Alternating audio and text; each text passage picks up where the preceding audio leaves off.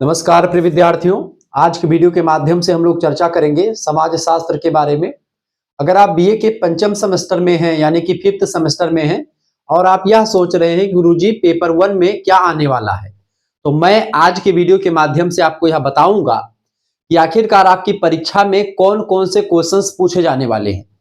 BA 5th semester sociology का पहला paper, जिसमें आपको शास्त्रीय समाजशास्त्रीय परिचय अर्थात क्लासिकल सोशियोलॉजिकल थॉट के बारे में जानना होता है। उसमें जो अति लघु उत्तरीय, लघु उत्तरीय और दीर्घ उत्तरीय टाइप के क्वेश्चंस आते हैं, किस टाइप के आते हैं और कौन कौन से क्वेश्चंस आते हैं, इन समस्त चीजों पर आज की वीडियो के माध्यम से चर्चा करने वाला हूं। हाय दोस्तों, मैं शिवम शुक्ला आप सभी दोस्तों का हार्दिक स्वागत करता हूं आपके अपने YouTube channel Shukla study point में। आइए जानने का प्रयास करते हैं। वैसे आज का वीडियो ये क्वेश्चंस पेपर को डायरेक्टली मैं आपके समक्ष लाइव सॉल्व करने का प्रयास करूंगा, जो इससे पहले आपने नहीं देखा होगा। आपको बता दूं, यह पेपर अब की बार का ही पेपर है और इसको जब आप देखेंगे तो आपको लगेगा आपका कॉन्फिडेंस लेवल जो अभी 0 पे है वो आपका शिखर तक पहुंचेगा, यानी 0 से शिखर तक की यात्रा इस वीडियो के माध्यम से आप करने वाले हैं। 0 से जीनियस तक की यात्रा इस वीडियो के माध्यम से आप करने वाले हैं।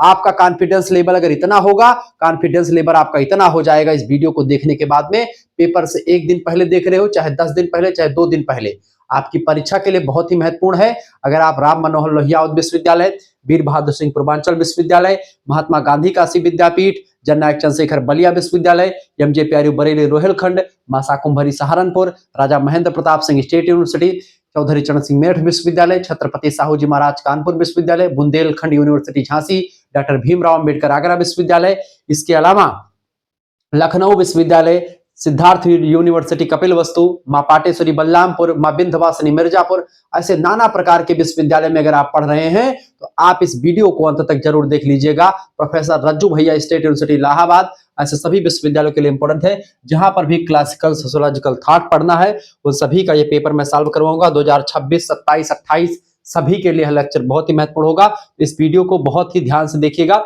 हाँ, एक बात मैं आपसे रिक्वेस्ट करूंगा कि प्लीज हाथ जोड़ करके निवेदन है, वीडियो को अंत तक जरूर देखिए, क्योंकि मैं चाहूं तो आपकी 15 मिनट की वीडियो बना करके भी जा सकता हूं और उस पर अच्छे खासे व्यूज भी आते, चूंकि उसका जो है आपका ड्यूरेशन जो होता है कम होता है, तो उसमें एवरेज व्यू ड्यूरेशन जो होता है उसके आधार पर वीडियो ट्रेंड करता है। लेकिन मैं 1 घंटे की वीडियो बनाता हूं ताकि आपका फायदा हो, तो आपके फायदे के चक्कर में मेरा फायदा कभी कभी घट जाता है, क्योंकि एवरेज व्यू ड्यूरेशन कम हो जाता तो वीडियोस की व्यूज उतने खासे नहीं जा पाते हैं। ठीक है, लेकिन मैं आपको चाहूँ 10 मिनट या 15 मिनट की वीडियो बना करके अभी चाहूँ तो बहुत सारे व्यूज प्राप्त कर सकता हूँ। ठीक है, लेकिन मैं चाहता हूं, क्योंकि उसमें 15 मिनट में आपका कोई फायदा नहीं होने वाला है। ठीक है, लेकिन मैं आपके फायदे के लिए सोचता हूं, इसीलिए मैं 1-1 घंटे की क्लास लेता हूं ताकि आप एक वीडियो को देखें और परीक्षा में अच्छा कर पाए। तो प्लीज चैनल को सब्सक्राइब करें, 1 मिलियन अब जल्दी से जल्दी पूरा करिए। हाथ जोड़ करके विनती है आप सभी लोग वीडियो को शेयर अवश्य किया करें, क्योंकि क्या होता है कि जब आप लोग के लिए इतनी मेहनत करी जाती है तो मेहनत को समझें और चीजों को और आगे बढ़ाएं। Sociology, classical sociological thought, paper 1 मैं आपको सबसे पहले दिखाऊंगा। पेपर आपका पैटर्न जो होता है अलग अलग विश्वविद्यालयों का अलग अलग होता है, कोई मैटर नहीं है, कोई इशू नहीं है, सब कुछ आपको मिलेगा। यहाँ पर जो पेपर पैटर्न है, यह प्रश्न पत्र 3 खंडों में, वैसे 3 खंडों में सभी पेपर बटा हुआ होता है। आभाषा में खंड आ से अति लघु उत्तरीय प्रश्न, खंड बा से दीर्घ उत्तरीय और खंड सा से मतलब खंड बा से लघु उत्तरीय और खंड सा से दीर्घ उत्तरीय प्रश्न पूछे जाते हैं। अभ्यर्थी प्रश्न के उत्तर क्रम के अनुसार लिखे, यही सब चीजें बताई जाती हैं।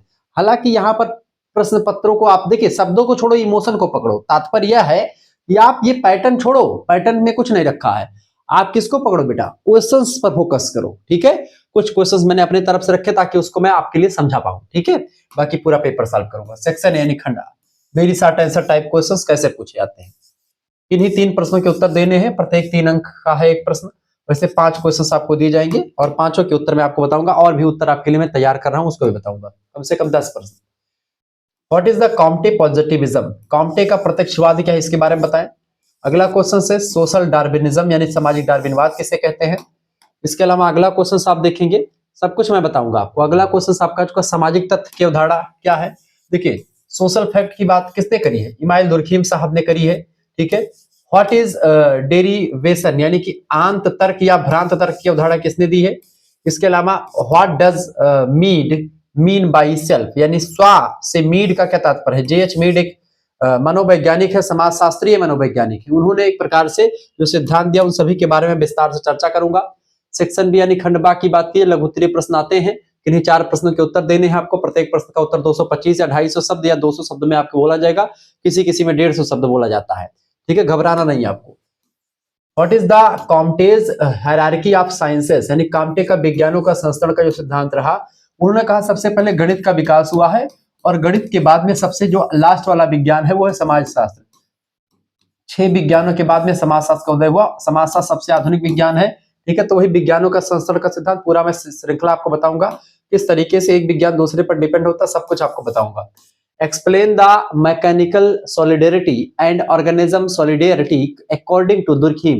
दुर्खीम के अनुसार यांत्रिक एकता और स्वाभावी एकता, इन दोनों में, चूंकि दुर्खीम वह व्यक्ति जिन्होंने आत्महत्या का सिद्धांत दिया, दुर्खीम वह व्यक्ति जिन्होंने स्वाभावी एकता का सिद्धांत दिया, यांत्रिक एकता की बात करी, दुर्खीम ही वह व्यक्ति जिन्होंने सामूहिक तथ्य की अवधारणा दी, सोशल फैक्ट की बात करी। इन्होंने ही कहा था कि समाजशास्त्र की परिभाषा को देते हुए इमाइल दुर्खीम साहब ने कि समाजशास्त्र जो होता है वो सामूहिक प्रतिनिधानों का विज्ञान होता है। किसने कहा था? इमाइल दुर्खीम ने कहा था। ये एक बढ़िया समाजशास्त्री है, ये बात ध्यान रखेंगे। Auguste Comte, Herbert Spencer, Emile Durkheim, Max Weber, ये सारे विद्वान ऐसे जो कि बहुत ही फेमस और प्रसिद्ध पर्सनालिटी रहे हैं समाजशास्त्रियों में। अगला, what is logical and non logical action of Vilfredo Pareto. Vilfredo Pareto एक समाजशास्त्री हैं। इनकी तार्किक और अतार्किक क्रिया क्या होती है? तो तार्किक क्रिया अतार्किक क्रिया को लेकर के विल्फ्रेडो पैरेटो ने काफी काम किया है। ये प्रश्न परीक्षा में हमेशा आता है। अगला question, what do you understand by alienation according to Karl Marx. Karl Marx के अनुसार अलगाव से क्या आप क्या समझते हैं? अलगाव क्या होता है कार्ल मार्क्स के अनुसार?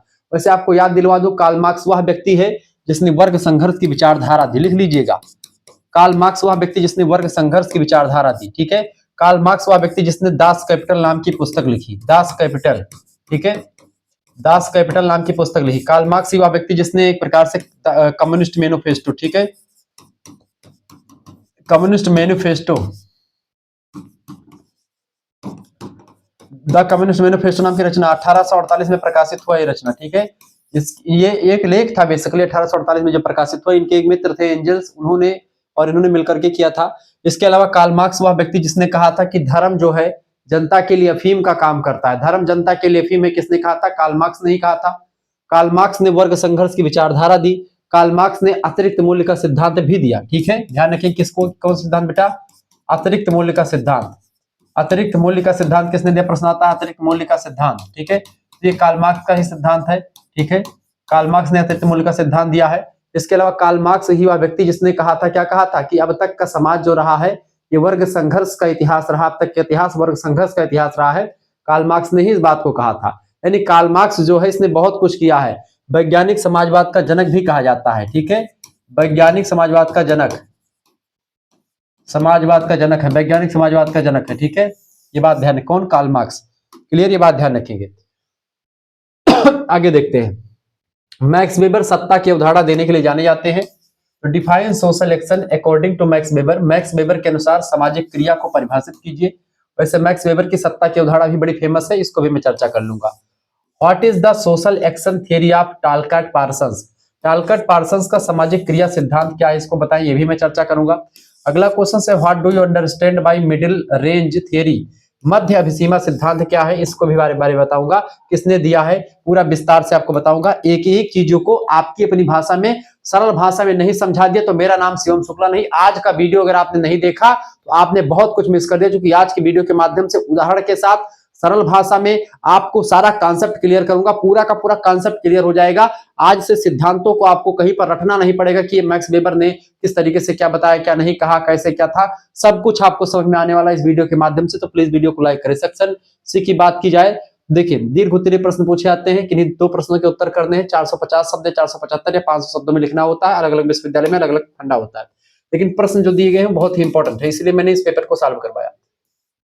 Highlight the role of French revolution and industrial revolution in the emergence of sociology.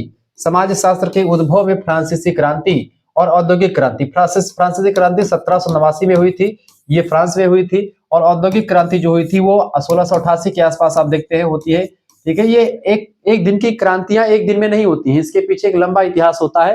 ये इंग्लैंड की क्रांति बेसिकली और ये फ्रांस की, इसने पूरे यूरोप ही नहीं बल्कि पूरे संसार में कहीं न कहीं पे पूरी दिशा और दशा बदल दी और समाजशास्त्र के उद्भव में काफी भूमिका निभाई।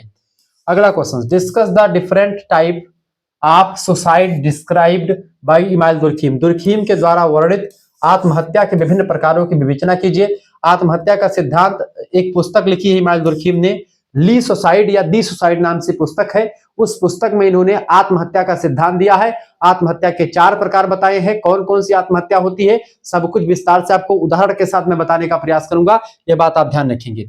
एक भी प्रश्न आपका नहीं छोड़ने वाला हूं, सब कुछ आपको मिलेगा। अगला क्वेश्चन से, discuss the theory of dialectical materialism of Karl Marx, यानी कार्ल मार्क्स का द्वंद्वात्मक भौतिकवाद क्या है। द्वंद्वात्मक भौतिकवाद की बात की तो ये हीगल नाम का एक विद्वान था, उससे प्रभावित थे कार्ल मार्क्स। उसी के सिद्धांत में अपने तरफ से कुछ चीजें बता करके इन्होंने बताया है। तो हीगल से प्रभावित था कार्ल मार्क्स, तो हीगल के सिद्धांत जो भौतिकवाद है उसका, ठीक है, उसी से द्वंद्वात्मक भौतिकवाद का सिद्धांत बनाया इसने, ठीक है, ये बात ध्यान रखेंगे। आगे देखते हैं, सब कुछ जानने का प्रयास करते हैं। अगला क्वेश्चन आपका आ चुका है, प्रश्न आपका, discuss GH Mead views about symbolic interaction, यानी प्रतीकात्मक अंतःक्रिया के विषय में जीएच मीड के विचारों की विवेचना कीजिए। सब कुछ आपको समझाने वाला हूं। ऐसा वीडियो आज से पहले आपने कभी नहीं देखा होगा, ये बात आप ध्यान रखेंगे, क्योंकि आज का वीडियो पूरा इतिहास कायम करने वाला सोशियोलॉजी की जगत में। आप देखेंगे पूरा का पूरा पेपर सॉल्व करूंगा और एक भी कॉन्सेप्ट आपका ऐसा नहीं होगा जो समझ में आपके नहीं आएगा।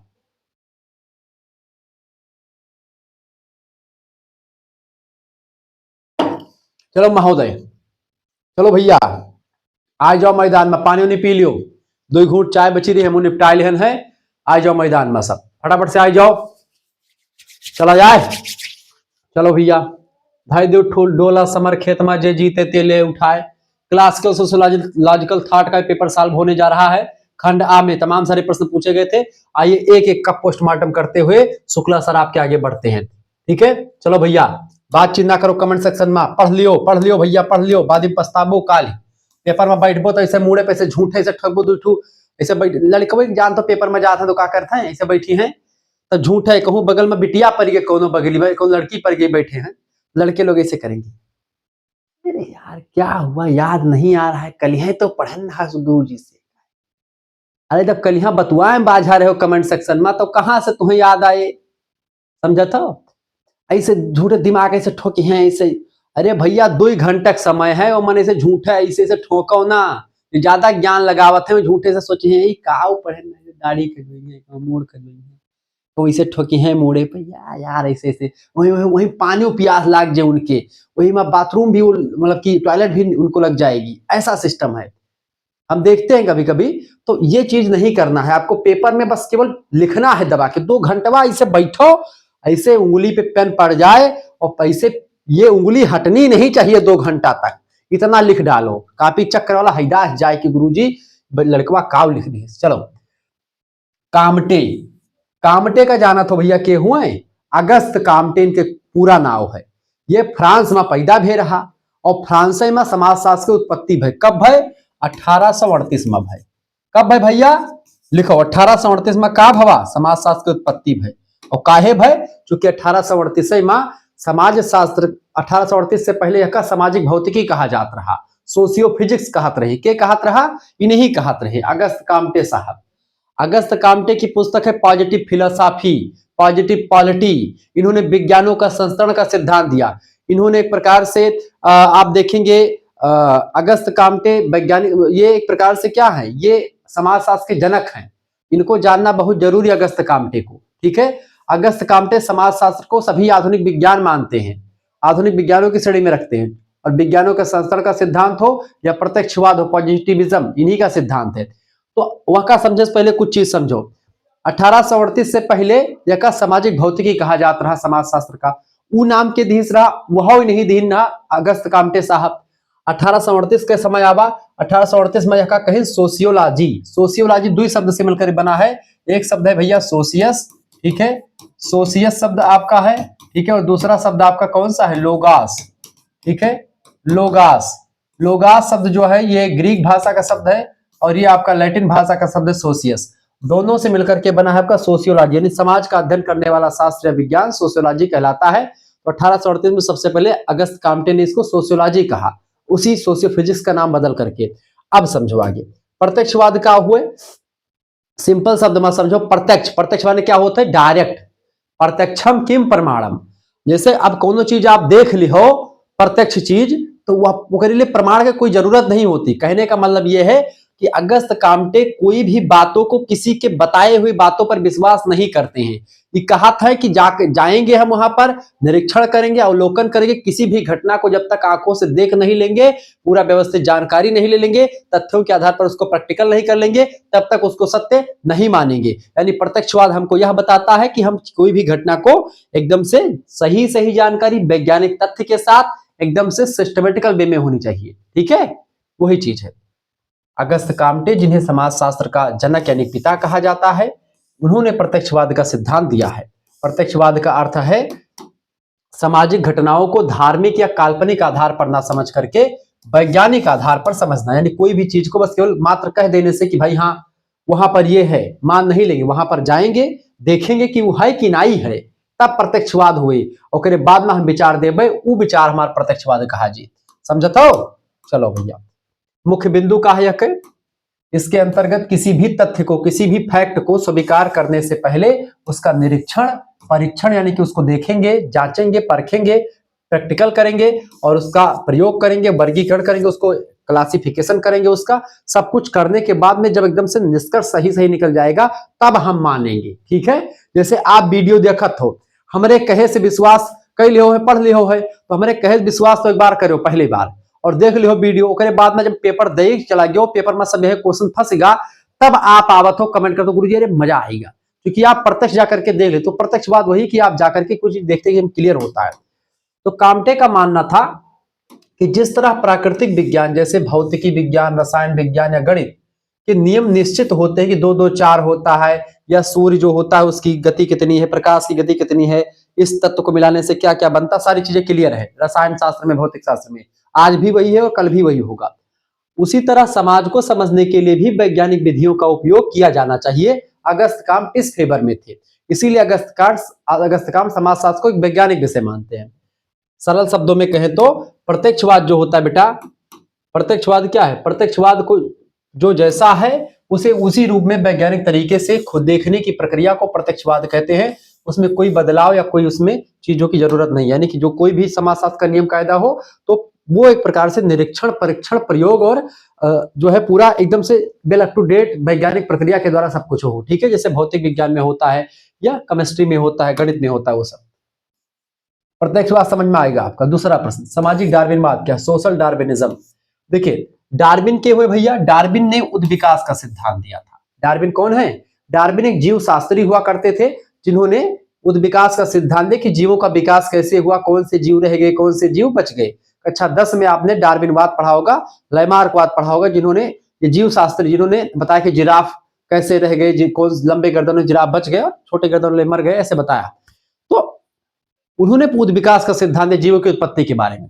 यही चीज समाज पर लागू करने वाले विद्वान है, उद्विकास को ही सामाजिक उद्विकास के सिद्धांत में बदलने वाले विद्वान है हर्बर्ट स्पेंसर साहब। हर्बर्ट स्पेंसर की पुस्तक का नाम है फर्स्ट प्रिंसिपल। उन्होंने उस पुस्तक में बहुत ही बारीकी के साथ इन चीजों के बारे में समझाया। और फर्स्ट प्रिंसिपल पुस्तक आप देखते हैं, हर्बर्ट स्पेंसर ने कहा, उन्होंने सामाजिक डार्विनवाद के बारे में बताया। ठीक है, कहा कि समाज जिस तरीके से जीवों का विकास हुआ है वैसे ही समाज का विकास हुआ है। ठीक है, समाज एक सावयव की भांति काम करता है, इन्होंने कहा हर्बर्ट स्पेंसर ने। सामाजिक डार्विनवाद का सिद्धांत मुख्य रूप से हर्बर्ट स्पेंसर से जुड़ा हुआ है। उन्होंने चार्ल्स डार्विन के जैव विकासवादी सिद्धांत यानी सर्वाइवल ऑफ फिटेस्ट को मानव समाज पर लागू कर दिया। व्याख्या इसकी है कि इस सिद्धांत के अनुसार समाज भी एक जीव की तरह सरल से जटिल की ओर जो है विकसित होती है। जैसे जिस तरीके से पहले का समाज सरल था, आज का समाज जटिल हो गया है। सामाजिक विकास मतलब होता है जैसे पहले आदि मानव थे, उनको रोटी कपड़ा मकान की जरूरत पड़ती थी, उससे अलावा उनके पास मतलब कोई ये रही कि आज इंश्योरेंस कर लो, ये खरीद लो, वो खरीद लो, जमीन खरीद लो। यहाँ पर दुनिया भर का टीम टाम नहीं था, रोटी मिल जाए, कपड़ा मिल जाए, मकान मिल जाए, बस मूलभूत आवश्यकता मिल जाए। आजकल क्या टीवी, एसी, फ्रिज, कूलर, एक गाड़ी ले लें तो कहीं भाई जाने जैसे मारुति जो ली तो सोचता किया सल्टास लाई, किया सल्टास ली तो सोचता कि फॉर्च्यूनर लाई, फॉर्च्यूनर वाले सोचता हेलीकॉप्टर से उड़ी, हेलीकॉप्टर वाले सोचता प्राइवेट जेट को मिल जात, तो क्यों सेटिस्फाई नहीं है, उन्होंने तने परेशान तना आप परेशान हो। ठीक है, कोनो चीज नहीं, उन्हें उतना टेंशन, भले रुपया पैसा है लेकिन वह उतना बढ़िया जीवन नहीं जी पाते। ठीक है, तो सरल जीवन से कठिन जीवन की ओर यात्रा होती। तो समाज भी एक जीव की तरह क्या होता है, सरल से जटिल की ओर विकसित होता है। हर्बर्ट स्पेंसर का मानना था कि समाज में वही व्यक्ति या समूह आगे बढ़ते हैं जो सबसे अधिक समर्थ और योग्य होते हैं, और जो समर्थ और योग्य नहीं होते हैं उनका प्रकृति इलिमिनेशन कर देती है, वह नष्ट हो जाते हैं, वह नहीं बचते हैं।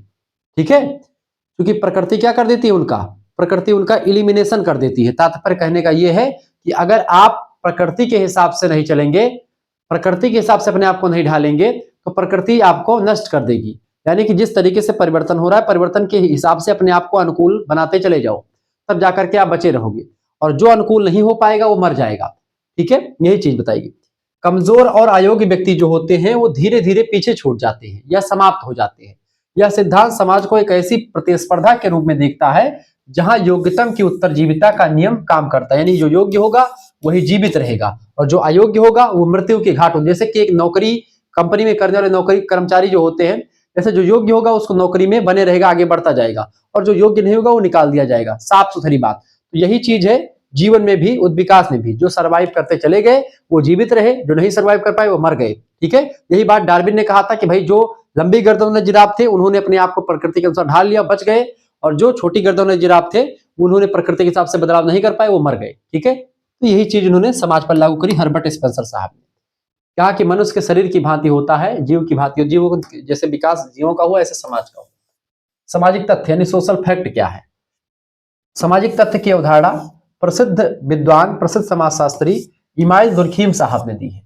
इमाइल दुर्खीम के अनुसार सामाजिक तथ्य यानी सोशल फैक्ट क्रिया करने, सोचने और अनुभव करने के वे तरीके होते हैं, सोशल फैक्ट, जो व्यक्ति के लिए बाहरी होते हैं और व्यक्ति पर दबाव डालने की शक्ति रखते हैं। ठीक है, व्यक्ति के लिए बाहरी होते हैं, उसको दबाव डाल, सोशल फैक्ट वो होता है। ठीक है, विशेषता इसकी यह है कि जैसे कि उदाहरण के लिए समझें, भाषा, कानून, रीति रिवाज या धर्म, ये व्यक्ति के पैदा होने से पहले भी मौजूद थे, यानी ये बाह्य कारक है। यदि व्यक्ति इसका उल्लंघन करता है तो समाज उसे दंडित करता है, बाध्यता ये होती है। तो बाह्यता और बाध्यता का सिद्धांत दिया इमाइल दुर्खीम ने सोशल फैक्ट को दो भागों में, एक बाह्यता, एक बाध्यता। बाह्यता माने कि जैसे आप पैदा होते, भाषा, कानून, रीति रिवाज, धर्म आपके पैदा होने से पहले थे, यानी कि आप जैसे पैदा हुए तो आप उस चीज में शामिल है, आपको उन चीजों को मानना पड़ता है। ठीक है, ये बात ध्यान रखिए। और समाज उसे दंडित करता है, अगर वो इस चीज का उल्लंघन कर देते हैं तो समाज उनको दंड देता है। क्लियर, ये बात ध्यान रखेंगे। यही तो सोशल फैक्ट यानी सामाजिक तथ्य जो होता है व्यक्तिगत चेतना से स्वतंत्र होते हैं और इनका अध्ययन एक वस्तु की तरह किया जाना चाहिए, और ये एक प्रकार से समाज के द्वारा जो होते हैं वो लागू किए जाते हैं। समाज में सोशल फैक्ट होता है, कुछ तथ्य होते हैं जो कि समाज में हर व्यक्ति पर लागू होते हैं, व्यक्ति को उसको मानना होता है। अगर व्यक्ति वो नहीं मानता है सोशल फैक्ट की चीजों को, या जो चीजें समाज में चल रही हैं, तो समाज उसके लिए उसको दंड का प्रावधान करता है, समाज उसको दंड भी देता है। ठीक है, ये बात ध्यान रखेंगे। आगे देखेंगे, अगला क्वेश्चन आपका आ चुका भैया। अगला क्वेश्चन है आंत तर्क का हुआ है। ठीक है, डेरिवेशन कहा था का अंग्रेजी में, यही का आंत तर्क कहो, चाहे भ्रांत तर्क कहो, चाहे बेकार बात कहो, कुछ कह सकते हो। जैसे कहू होते कोनो बात का लेके बिना मतलब के तर्क पे तर्क करे जाते हैं, वो एक भ्रांत तर्क कहते हैं। अपनी बात को सत्य करने के लिए गलत गलत चीजें बताते चले जाते हैं। ठीक है, वो चीज उसी को तो भ्रांत तर्क, भ्रमित करना। आंत तर्क या भ्रामक तर्क, ठीक है, की अवधारणा विल्फ्रेडो पेरेटो ने दी है। विल्फ्रेडो पेरेटो का मानना था कि मनुष्य अधिकांश कार्य अपनी भावनाओं यानी इमोशंस या विशिष्टताओं, रेजिड्यूज के वशीभूत होकर के करता है, जो अतार्किक होते हैं।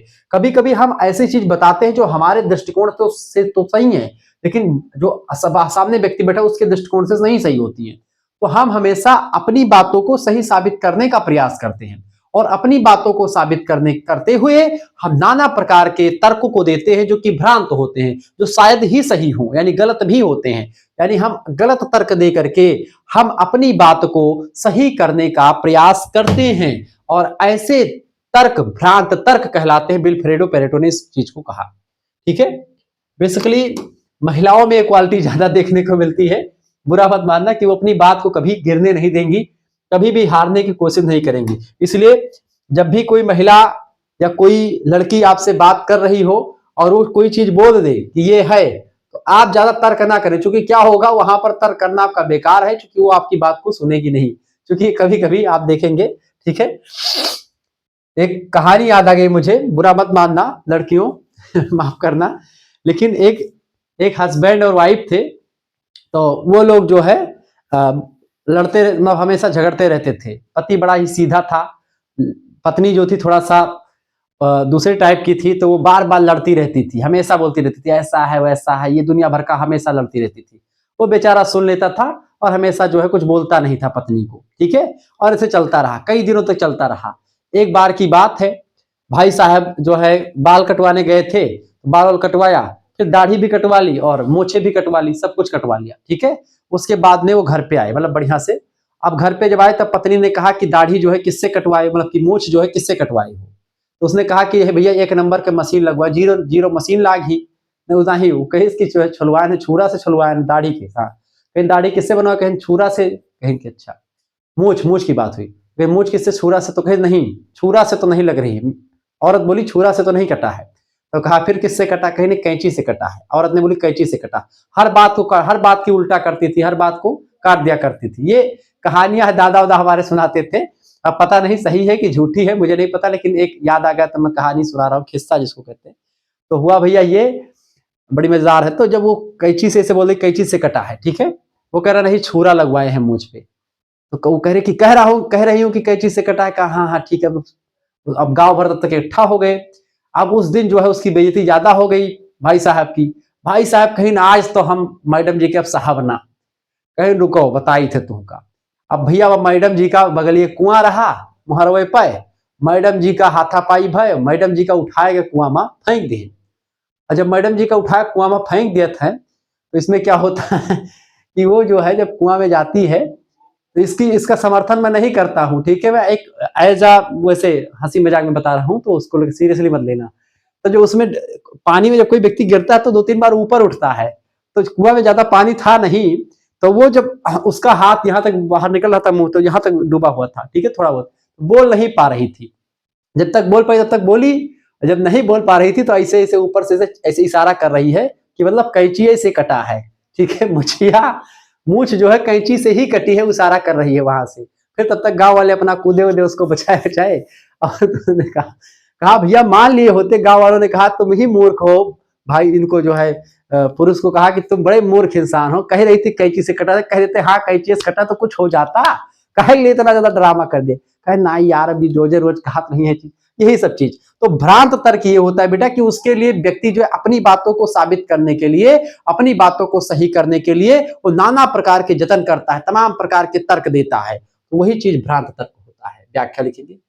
लेकिन मनुष्य खुद को एक तर्कशील प्राणी मानता है, इसलिए वह अपने अतार्किक कार्यों को भी सही ठहराने के लिए जो बाहरी तर्क या बहाने गढ़ता है, उन्हें ही पैरेटो ने आंत तर्क कहा, या इसी को जो है भ्रांत तर्क कहा।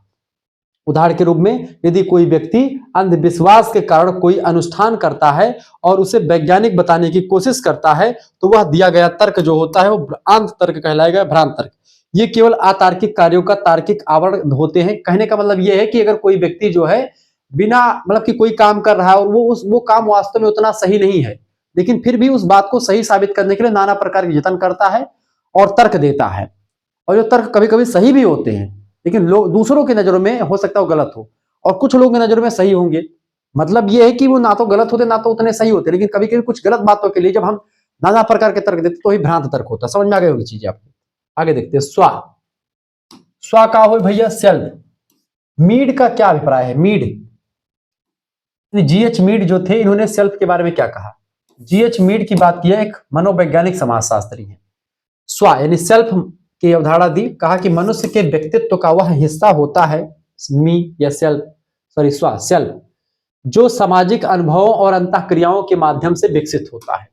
मीड का मानना था कि कोई भी बच्चा स्व के साथ पैदा नहीं होता है, उसका स्व खुद पहले नहीं होता। किसी भी चीज को, किसी धारणा को मानना, अपनी धारणा एक बना लेना, वही स्व होता है। बल्कि समाज में दूसरों के संपर्क में आने पर वह खुद को पहचानना शुरू करता कि मैं हूं क्या। तो मीड कहते हैं कि कोई बच्चा पैदा हुआ तो उसकी खुद की अवधारणा कोई नहीं होती है, लेकिन वो समाज में रहते रहते समाज की चीजों को सीखता है, समाज में लोगों को देखता है, समाज में कैसे लोग करते हैं, किसी को आइडल बनाता है और उसकी चीजों को सीखता है, गुणों को सीखता है और अपने स्व को पहचानता है कि हमारे अंदर क्या है, क्या विशेषता। तो वो होता है स्व, दूसरों को देख करके जानता है। संरचना। मीड ने स्व को दो भागों में बांटा, एक है मैं और दूसरा है मुझे, यानी आई एंड मी की अवधारणा आपसे पूछा था किसने दिया है, तो वो अवधारणा किसने दी है? मीड ने दी है। इन दोनों से मिलने से बनता है आपका स्व। मी क्या है? व्यक्ति का स्वाभाविक और क्रियाशील पक्ष जो होता है उसको आई कहते हैं। उसके अंदर जो है मी क्या है, समाज के द्वारा निर्मित पक्ष। समाज व्यक्ति से क्या अपेक्षा करता है, समाज चाहता है कि भाई ये व्यक्ति जो है इस पद पर, आपको उसका पद दिया गया कि आपका काम यह है, तो समाज आपको यह बताता है कि आपका काम यह है, और समाज के आधार पर आपको यह पता चलता है कि हमारा उद्देश्य क्या, मतलब हमारा काम क्या है। तो वो होता है मी, और वो होता है जो उसके अंदर है, यानी कि स्वाभाविक और क्रियाशील पक्ष जो उसका होता है व्यक्ति के अंदर जो विद्यमान है वो होता है उसका आई, लेकिन समाज उसके जो एक्सेप्ट करता है, अपेक्षा करता है वो होता है मी। ठीक है। और जब व्यक्ति खुद को दूसरों की नजरों से देखना शुरू कर देता है, ठीक है, तब उसके स्व का पूर्ण विकास हो जाता है कि भाई उसके अंदर जो क्रियाशील पक्ष है वो और जो समाज उससे चाह रहा होता है वो दोनों को जब मिला लेंगे और वो काम करना शुरू कर देगा, उसी को स्व बोलते हैं। ठीक है। उसकी एक अवधारणा बन जाएगी, वो उस व्यक्ति के एक सिद्धांत बन जाएंगे, ये सब चीजें। अगला क्वेश्चन, अब इसको मैंने अपने हिसाब से सेट किया, आपके 5 प्रश्न आपके हो गए पेपर वाले, 5 मैंने अपने हिसाब से सेट कर दिया, उसको मैं समझा रहा हूं। अथॉरिटी, सत्ता पर मैक्स वेबर के क्या विचार है? सत्ता की अवधारणा किसने दी है? मैक्स वेबर ने दी है। मैक्स वेबर के अनुसार जब शक्ति यानी पावर को समाज या कानून की वैधता यानी कि लेजिस्टिमेसी प्राप्त हो जाती है तो वह सत्ता बन जाती है। वेबर ने सत्ता के 3 प्रमुख प्रकार बताए हैं। सत्ता 3 प्रकार की होती है। पहली सत्ता है बेटा पारंपरिक सत्ता, जो रीति रिवाजों और परंपराओं पर आधारित होती है, जैसे कि राजा का शासन जो है एक प्रकार का ये पारंपरिक सत्ता है कि भाई राजा का लड़का राजा बनेगा, फिर उसका लड़का राजा बनेगा, तो ये पारंपरिक सत्ता का उदाहरण है। दूसरी सत्ता होती है करिश्माई सत्ता, जो किसी व्यक्ति के असाधारण व्यक्तित्व या जादुई गुणों पर आधारित होती है, जैसे कि महात्मा गांधी के अंदर ऐसा कि भाई जिधर चल देते थे उधर पूरी जनता इनके पीछे पीछे चल देती थी, ऐसे व्यक्ति, तो वे करिश्माई सत्ता है। या कोई धार्मिक गुरु, जैसे इस समय बाबा बागेश्वर जी हो गए, तो उनके पीछे पूरी जनता पागल है ऐसी है। ठीक है। तो बाबा बागेश्वर भी धार्मिक गुरु हैं एक। ठीक है। या ऐसे ही आप देखते हैं तमाम प्रकार के जो है विद्वान हमारे इस समय टीवी पर जो कथावाचक है, तो उनके लोग फैन हैं, उनके लोग जो है उनके लोग रिस्पेक्ट करते हैं, उनसे लोग जो है कुछ मतलब कि उनके पीछे लोग एकदम से मतलब पागल है, कुछ भी कह दे बाबा जी तो कुछ भी कर सकने तैयार है। कहने का मतलब कि धार्मिक गुरु कोई हो, जैसे महात्मा गांधी, कोई बड़े लीडर है जैसे मोदी जी, ये सब भी क्या है, एक करिश्माई सत्ता इनके पास है। इनको इनकी एक लहर आई मोदी जी की, आपने देखा होगा, तो कहीं ना कहीं पे वो लहर जो है वही चीज, तो ऐसी सत्ता होती करिश्माई सत्ता। ठीक है। जो एक प्रकार से अचानक से या फिर उनके ऐसे व्यक्तित्व के गुणों की वजह से आ जाती है। तीसरी सत्ता होती है तार्किक या कानूनी सत्ता, जो लिखित नियमों और संविधान पर आधारित होती है, जैसे प्रधानमंत्री की शक्ति हो गई इस समय, अब कोई भी प्रधानमंत्री बने। ठीक है। लेकिन मोदी जी का जो फैन फॉलोइंग है वो किसी भी प्रधानमंत्री से बहुत आगे तक आप देखते हैं। पहले शुरुआती 5 सालों में, अब तो मोदी जी के कई सारे जो है उनकी चीजें नहीं पसंद आती बहुत सारे लोगों को, हालांकि उस पर चर्चा नहीं करते हैं। जैसे प्रधानमंत्री या जिला अधिकारी की शक्ति यानी कि एक डीएम की शक्ति, ये सब तार्किक या कानूनी शक्ति की, डीएम को पावर है कि पूरा जिला का मालिक है, सत्ता उसके पास है। एक हो गई पारंपरिक सत्ता, जैसे उसको बचपन से मिल गई है। दूसरी है करिश्माई की, उसने अपने टैलेंट के बल पर कुछ ऐसा कर दिया है, वो किसी कानून में नहीं, फिर भी वो एक प्रकार से बहुत ज्यादा उसका मान्यता होती है। ऐसे ही आपका होता है कानूनी सत्ता, जो कि कानून के हिसाब से मिलती है। 3 प्रकार की सत्ता मैक्स वेबर ने बताया। अगला है सापेक्ष वंचना। बताइए क्या होता है सापेक्ष वंचना, यानी कि रिलेटिव डेप्रिविएशन क्या होते हैं? सापेक्ष वंचना की अवधारणा रॉबर्ट के मर्टन ने दिया है, विकसित की गई इनके द्वारा सिद्धांत। इसका अर्थ है कि व्यक्ति अपनी स्थिति या गरीबी का आकलन अपनी तुलना दूसरों से करके करता है कि हम कितने अमीर हैं, हम कितने गरीब हैं, हमारी स्थिति क्या है। हम दूसरों से तुलना करते हैं, भाई उनके पास कार है, हमारे पास कार नहीं है, हमारे पास मोटरसाइकिल है, तो हमें तुलना करते हैं। इसी को बोलते हैं सापेक्षिक वंचना। ठीक है। दूसरों से तुलना करके अपने आप को आंकना। व्याख्या लिखेंगे, जब व्यक्ति किसी ऐसे समूह या संदर्भ समूह को देखता है, संदर्भ समूह की अवधारणा किसने दी है? आर.के. मर्टन ने दी है, यह बात भी ध्यान रखेंगे। तो संदर्भ समूह को जब वो देखता है, यानी कि किसी ऐसे समूह को देखता है जिसके पास उससे अधिक सुविधाएं हैं, उससे अधिक धनमता है, तो उसे अपनी कमी का एहसास होता है कि हमारे पास ये चीज नहीं है। और जब तक उसको एहसास ये होता है, अगर वो उससे अपने से बड़े व्यक्ति को ना देखे तो उसको लगेगा वो पूर्ण है अपने आप में। लेकिन चूंकि वो लगातार अपने से बड़े व्यक्तियों को देखता है, तो उसको लगता है कि अभी ये भी कमी है, अभी वो भी कमी है, अभी ये करना वो करना है। जैसे एग्जाम्पल मान लीजिए, एक जनजातीय समूह का व्यक्ति जब तक आधुनिक समाज से नहीं जुड़ा होता तब तक वो अपने आप को पूर्ण समझता है, लेकिन जब उसको आधुनिकता का पता चलता है, वो नाना प्रकार की चीजों को देखता है बाहरी दुनिया में आकर के, तो उसको लगता है कि हमारी दुनिया में हम बहुत पीछे हैं। ठीक है। और जब तक वो नहीं देखता तब तक उसको नहीं जब पता चलता कि वो पीछे है। यही होता है आपका जो है सापेक्षिक वंचना कि भाई जब हम किसी दूसरे समूह के बारे में देखते हैं कि भाई वो बहुत आगे है, इसके पास ये है, तब हम अपने आप को कमी हमको महसूस होती है। अगर नहीं देखेंगे तो चलता रहेगा ऐसे, ठीक है। और वह दुखी हो जाता है व्यक्ति जब उसको पता चलता है कि हमारे पास है कमी। भले ही उसकी बुनियादी जरूरतें पूरी हो रही हो, रोटी कपड़ा मकान सब कुछ हो, लेकिन अगर बगल वाला व्यक्ति कार से चल रहा है और तुम्हारे पास मोटरसाइकिल है चलने के लिए, आपको भी वहीं पर जाना, कार से भी व्यक्ति वही जाएगा, लेकिन आपको दिक्कत है कि भाई उसके पास कार है यानी मेरे पास कार नहीं, तो आपको अपनी कमी का महसूस है कि मेरे पास कार नहीं है। बगल वाला ही मोटरसाइकिल चल रहा है, आप भी मोटरसाइकिल चल रहे हो, पूरा गांव मोटरसाइकिल से चल रहा है, तो आपको कोई कमी नहीं महसूस होगी। लेकिन जब गांव के सारे लोग कार से चल रहे हो और आप मोटरसाइकिल से चल रहे हो तो दिक्कत होगी।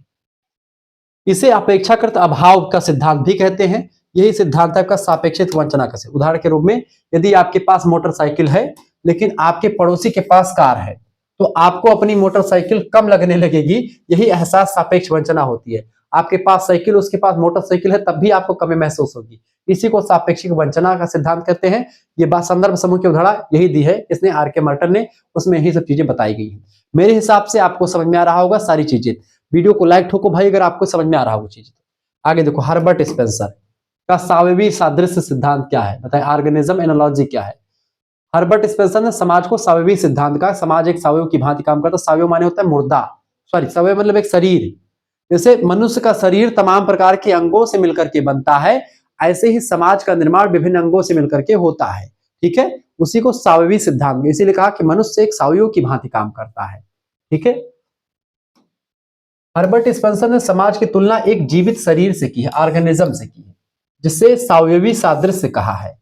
समानता क्या है, जिस प्रकार शरीर विभिन्न अंगों जैसे हाथ, पैर, हृदय, इन सभी के मिलने से पूरा शरीर का निर्माण होता है और सभी अंग एक दूसरे पर डिपेंड होते हैं, उसी प्रकार से समाज जो होता है महोदय, सोसाइटी जो होती है, उसके भी विभिन्न संस्थाएं होती है, संरचनाएं होती है, उनसे मिलकर के बनता है। जैसे कि परिवार, धर्म, शिक्षा, समाज, ठीक है, इन सभी से मिलने से क्या बनता है, एक समाज का निर्माण होता है। परिवार, धर्म, शिक्षा, समिति, संस्था, ऐसे तमाम प्रकार के फैक्टर से मिलने से, परंपराएं, रीति रिवाज सभी के मिलने से क्या बनता है, समाज का निर्माण होता है।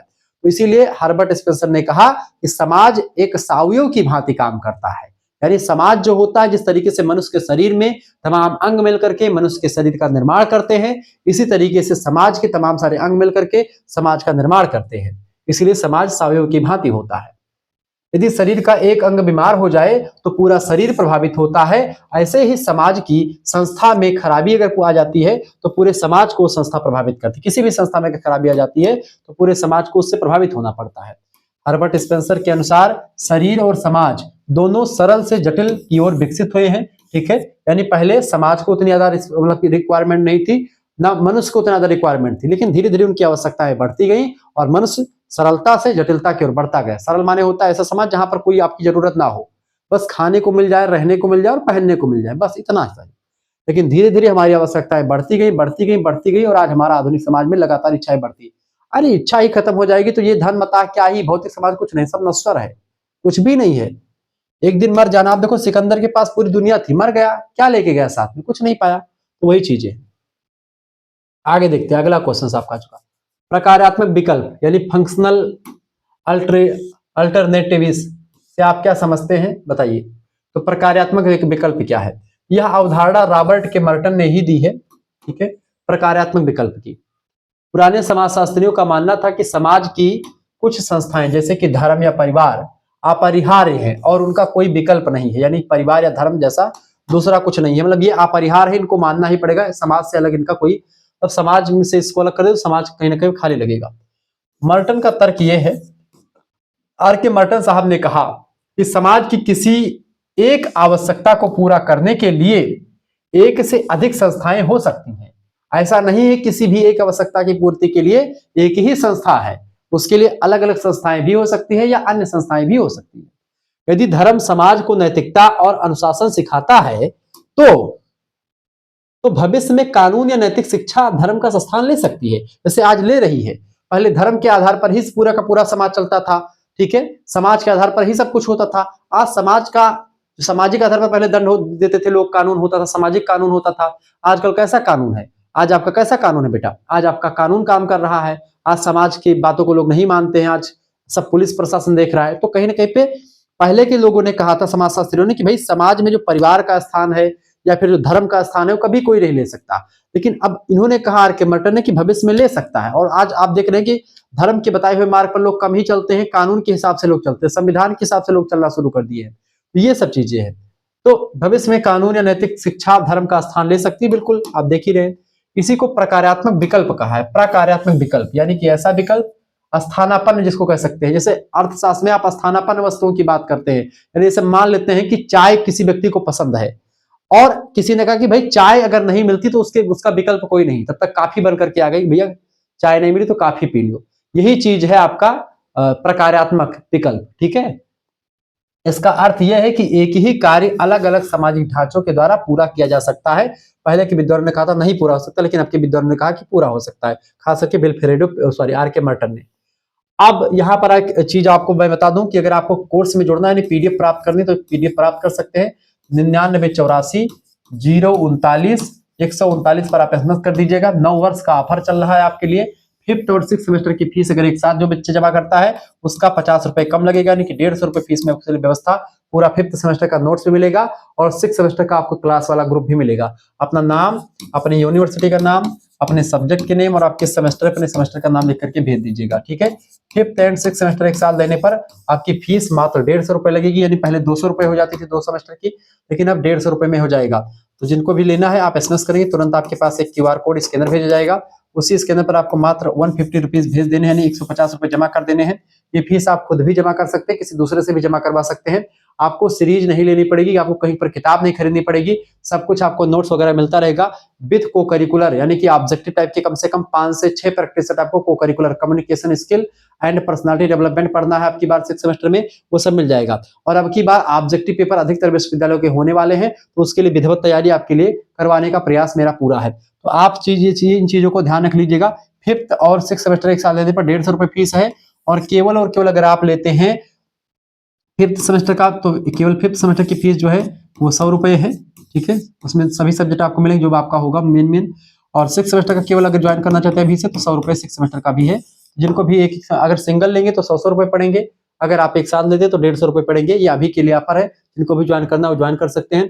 तुरंत एसएमएस करें, देर न करें। क्योंकि राम मनोहर लोहिया, वीर बहादुर सिंह पूर्वांचल, महात्मा गांधी काशी विद्यापीठ, जनरल चंद्रशेखर बलिया विश्वविद्यालय, महाराजा सोहेल देव आजमगढ़ विश्वविद्यालय, एमजे पैरू बरेली रोहिलखंड, तमाम प्रकार के विश्वविद्यालय, चौधरी चरण सिंह मेरठ विश्वविद्यालय, छत्रपति शिवाजी महाराज कानपुर विश्वविद्यालय, मां पाटेश्वरी मां बलरामपुर विश्वविद्यालय, सिद्धार्थ दीनदयाल उपाध्याय गोरखपुर विश्वविद्यालय, सारे विश्वविद्यालयों के लिए चीजें आपको मिलती रहती है। जिनको भी जुड़ना तुरंत जुड़ जाए, देर ना करें। ठीक है, धन्यवाद। आगे देखते हैं। अगला क्वेश्चन आपका आ चुका, विल्फ्रेडो का अभिजात वर्ग का परिभ्रमण का सिद्धांत क्या है? विल्फ्रेडो पेरेटो का अभिजात वर्ग का परिभ्रमण सिद्धांत क्या है? सर्कुलेशन ऑफ एलिट्स क्या होता है? देखिए, पेरेटो का मानना था कि समाज शास्त्र में शक्ति हमेशा एक छोटे समूह के हाथ में रहती है, जिसे अभिजात वर्ग कहा जाता है। अभिजात वर्ग माने होता है जिसके पास शक्ति रहती है, एक छोटे समूह के पास शक्ति रहती है, कुछ कम ही लोग पूरे भारत पर शासन करते हैं। तो कहने का यह वर्ग स्थिर नहीं रहता बल्कि बदलता रहता है। इससे समाज में हर कुछ चीज बदलता रहता है। ठीक है, तो वही चीज है। तो अभिजात वर्ग जो होता है, कुछ एक व्यक्ति होता है जिसके पास पूरी सत्ता निहित रहती है। सत्ता में धीरे धीरे बदलाव जरूर होता है, लेकिन फिर भी। परिभ्रमण क्या है? पेरेटो के अनुसार शासन करने वाले वर्ग में धीरे धीरे गिरावट आती है और नीचे के वर्ग के योग्य लोग ऊपर पहुंच जाते हैं, और इस अदला बदली को उन्होंने अभिजात वर्ग का परिभ्रमण सिद्धांत कहा। यानी कुछ लोगों के पास सत्ता, देखिए सत्ता मान लेते हैं कि राम के पास थी। ठीक है, राम और श्याम जो थे सत्ता के मतलब उस पर थे, लेकिन रमेश और मुकेश निचले वर्ग के हैं। रमेश और मुकेश जो निचले वर्ग के हैं, ये एक प्रकार से अभिजात वर्ग के नहीं है। तो इन्होंने कहा जो है अभिजात वर्ग के परिभ्रमण का सिद्धांत देते हुए कि ये क्या होता है, राम और श्याम के पास सत्ता रहेगी, लगातार चलते रहे, सत्ता इनके पास रहेगी। धीरे धीरे क्या होगा कि ये जो है नीचे वाले वर्ग के लोग, रमेश या मुकेश ऊपर जाएंगे और सत्ता रमेश को भी मिल जाएगी और मुकेश को, इसी को परिभ्रमण चलता रहेगा। तो ये चीज यानी कि गरीब अमीर, अमीर गरीब, इस तरीके से सिस्टम चलता रहेगा। तो कभी रमेश के पास, कभी सुरेश के पास, कभी मुकेश के पास, कभी राम के पास, कभी श्याम के पास, यानी कभी अभिजात वर्ग के पास रहेगी तो अभिजात वर्ग से कभी फिर नीचे वाले वर्ग को भी सत्ता मिलेगी। इसी को परिभ्रमण का सिद्धांत कहा। उन्होंने इसके लिए शेर और लोमड़ी यानी लायन एंड फॉक्स की प्रतीकों का प्रयोग किया। जब लोमड़ी जैसे चालाक शासक कमजोर पड़ते हैं, तो शेर जैसे साहसी लोग सत्ता हथिया लेते हैं। यह चक्र निरंतर चलता रहता है, यानी कभी लोमड़ी जो है गद्दी पर बैठती, कभी शेर बैठता है। तो इस तरीके से दोनों का तालमेल, मतलब दोनों के हिसाब से चीज चलती रहती है। यही चीज है आपका लोमड़ी एंड शेर का सिद्धांत, ठीक है। लायन एंड फॉक्स थ्योरी है, अभिजात वर्ग के परिभ्रमण के सिद्धांत के आधार पर ही दिया गया है, विल्फ्रेडो पेरेटो का है, ठीक है। खंड बाय लघुत्तरीय प्रश्नों को देखते हैं। प्रश्न क्या है आपका? प्रश्न था काम्टे का विज्ञानों का संस्तरण का सिद्धांत, हायरार्की ऑफ साइंस क्या है? बहुत ही फेमस प्रश्न है, परीक्षा में हमेशा पूछा जाता है। देखिए, अगस्त काम्टे ने विज्ञानों को एक विशेष क्रम में व्यवस्थित किया है, जिसे विज्ञानों का संस्तरण कहा जाता है। उनका मानना था कि विज्ञानों का विकास एक निश्चित तर्क के आधार पर हुआ है। सरल पहले विज्ञान आए, उसके बाद जटिल विज्ञान, ठीक है। सरल से जटिल विज्ञानों का एक प्रकार से वो हुआ है, विकास हुआ है। संस्तरण कैसे हुआ? विज्ञान, पहले विज्ञान कौन आया, उसके बाद में कौन सा विज्ञान है, मैं पूरा एकदम बारीकी के साथ आपको बताता हूँ। पहले जो विज्ञान बना उसका नाम है गणित, मैथमेटिक्स का विकास पहले हुआ। यह सबसे मौलिक और सरल विज्ञान है। इसमें 2 2 4 होता है, सभी को पता, और भविष्य में भी 2 2 4 ही होगा। अन्य सभी विज्ञान इस पर डिपेंड है, गणित पर, यानी कि हर विज्ञान में गणित यानी मैथमेटिक्स के नियम फॉलो होते हैं, चाहे समाजशास्त्र हो, कोई भी विज्ञान हो, ठीक है। गणित हो, फिजिक्स हो, केमिस्ट्री हो, सब में। दूसरा आपका दूसरे नंबर विकास हुआ गणित के बाद में कौन सा हुआ आया? वह खगोल विज्ञान, यानी कि एस्ट्रोनॉमी। यह गणित पर आधारित है और आकाशीय पिंडों का अध्ययन इसमें किया जाता है। तो गणित के बाद में कौन सा विज्ञान बना? खगोल विज्ञान बना। और खगोल विज्ञान के बाद में फिर विकास किसका हुआ? भौतिक विज्ञान का विकास हुआ। यही विज्ञानों का संस्करण है, किस तरीके से पहले गणित बना, फिर खगोल बना, फिर भौतिक विज्ञान बना, तीसरा विज्ञान। अच्छा, गणित का प्रयोग भौतिक मतलब खगोल में हुआ, खगोल का प्रयोग आपको भौतिक विज्ञान में दिखेगा, मैथ का ही प्रयोग आपको दिखेगा, ठीक है। भौतिक विज्ञान, फिजिक्स, यह खगोल विज्ञान के बाद आता है और अधिक जटिल होता है, खगोल विज्ञान से ज्यादा जटिल आपका भौतिक विज्ञान है। भौतिक विज्ञान से भी जटिल आपका कौन सा होगा? रसायन विज्ञान। इसका विकास रसायन विज्ञान का भौतिक विज्ञान के बाद हो। ये भौतिकी पर निर्भर करता है, रसायन विज्ञान भौतिकी के सिद्धांतों पर डिपेंड है, भौतिकी खगोल पर डिपेंड है, खगोल गणित पर डिपेंड है, और गणित इन सब पर मतलब गणित जो है गणित पर इन सारे डिपेंड है। ऐसे जीव विज्ञान जो है, बायोलॉजी का विकास हुआ 5वें नंबर पर। यह और अधिक जटिल है क्योंकि इसमें जीवन का अध्ययन किया जाता है। अब इसमें जीव विज्ञान में फिजिक्स, केमिस्ट्री और गणित, खगोल सबका अध्ययन इसमें आपको दिखाई पड़ता है। और सबसे लास्ट में जिस विज्ञान का उदय हुआ उस विज्ञान को अगस्त काम्टे ने समाज शास्त्र कहा, जो 6वें नंबर पर आता है। समाज शास्त्र यानी सोशियोलॉजी। काम्टे ने इसे सबसे अंत में रखा। यह सबसे जटिल विज्ञान है और नवीन विज्ञान है, जो अन्य सभी पर निर्भर है, यानी गणित पर भी निर्भर है, जीव पर भी जीव विज्ञान पर, फिजिक्स, केमिस्ट्री सब पर निर्भर है, ठीक है। उन्होंने इसे सामाजिक भौतिकी कहा। क्या कहा? सोशियो फिजिक्स कहा। सामाजिक भौतिकी किसको कहा? समाजशास्त्र को। लेकिन इसके बाद में 1838 में फिर समय आया 1838 का, और इसी सोशियो फिजिक्स को इन्होंने फिर से क्या कह दिया? सोशियोलॉजी नाम दे दिया, ठीक है। निष्कर्षतया हम कह सकते हैं कि काम्टे के अनुसार जैसे जैसे हम ऊपर बढ़ते हैं, विज्ञानों की निर्भरता बढ़ती जाती है और उनकी समानता कम होती जाती है। समाजशास्त्र इस पिरामिड के शिखर पर बैठा हुआ है, क्योंकि समाजशास्त्र जो है उस पर सारे विज्ञानों पर डिपेंड है समाजशास्त्र, क्योंकि समाजशास्त्र सबसे जटिल विज्ञान है, सबसे सरल आपका गणित हो जाएगा। आगे देखिए, दूसरा प्रश्न आपका, दुर्खीम के अनुसार यांत्रिक एकता और सावयवी एकता को स्पष्ट कीजिए। पेपर में सारे प्रश्न आपको दिखे होंगे, आपको मैं इसको बता रहा हूं। यांत्रिक एकता क्या है और सावयवी एकता क्या है, समझते हैं। इमानुएल दुर्खीम ने समाज के विकास के 2 चरणों को समझाने के लिए एकता के 2 प्रकार को बताया है। एकता 2 प्रकार की होती है, एक है आपका मैकेनिकल सॉलिडेरिटी जिसको कहते हैं, यानी यांत्रिक एकता, और दूसरी है आपकी आपका कौन सी है? आपकी सावयवी एकता। देखिए, यांत्रिक एकता क्या है? यह प्राचीन और सरल समाजों में पाई जाती है। यांत्रिक एकता विशेषता इसकी यह है, यहाँ लोग एक जैसे होते थे, उनके काम एक जैसे, उनके विचार एक जैसे, उनके विश्वास ये सब एक जैसे हुआ करते थे। ऐसी एकता में, किसमें? यांत्रिक एकता में। समाज में सामूहिक चेतना बहुत मजबूत हुआ करती थी। इसमें समूह से कोई व्यक्ति या समूह के खिलाफ कोई व्यक्ति काम जल्दी नहीं करता था।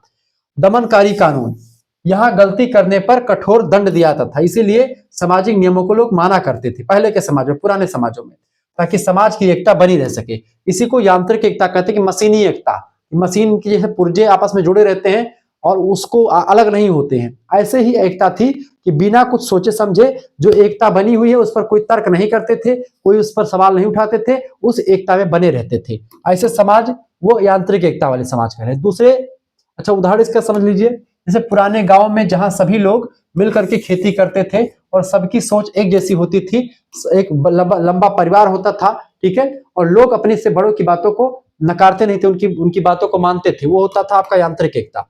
अब दूसरी एकता है आजकल की स्वाभाविक एकता। स्वाभाविक एकता की बात किया है कि इसको बोलते हैं ऑर्गेनिक सॉलिडरिटी। ऑर्गेनिक सॉलिडरिटी क्या है बेटा, इसको समझते हैं।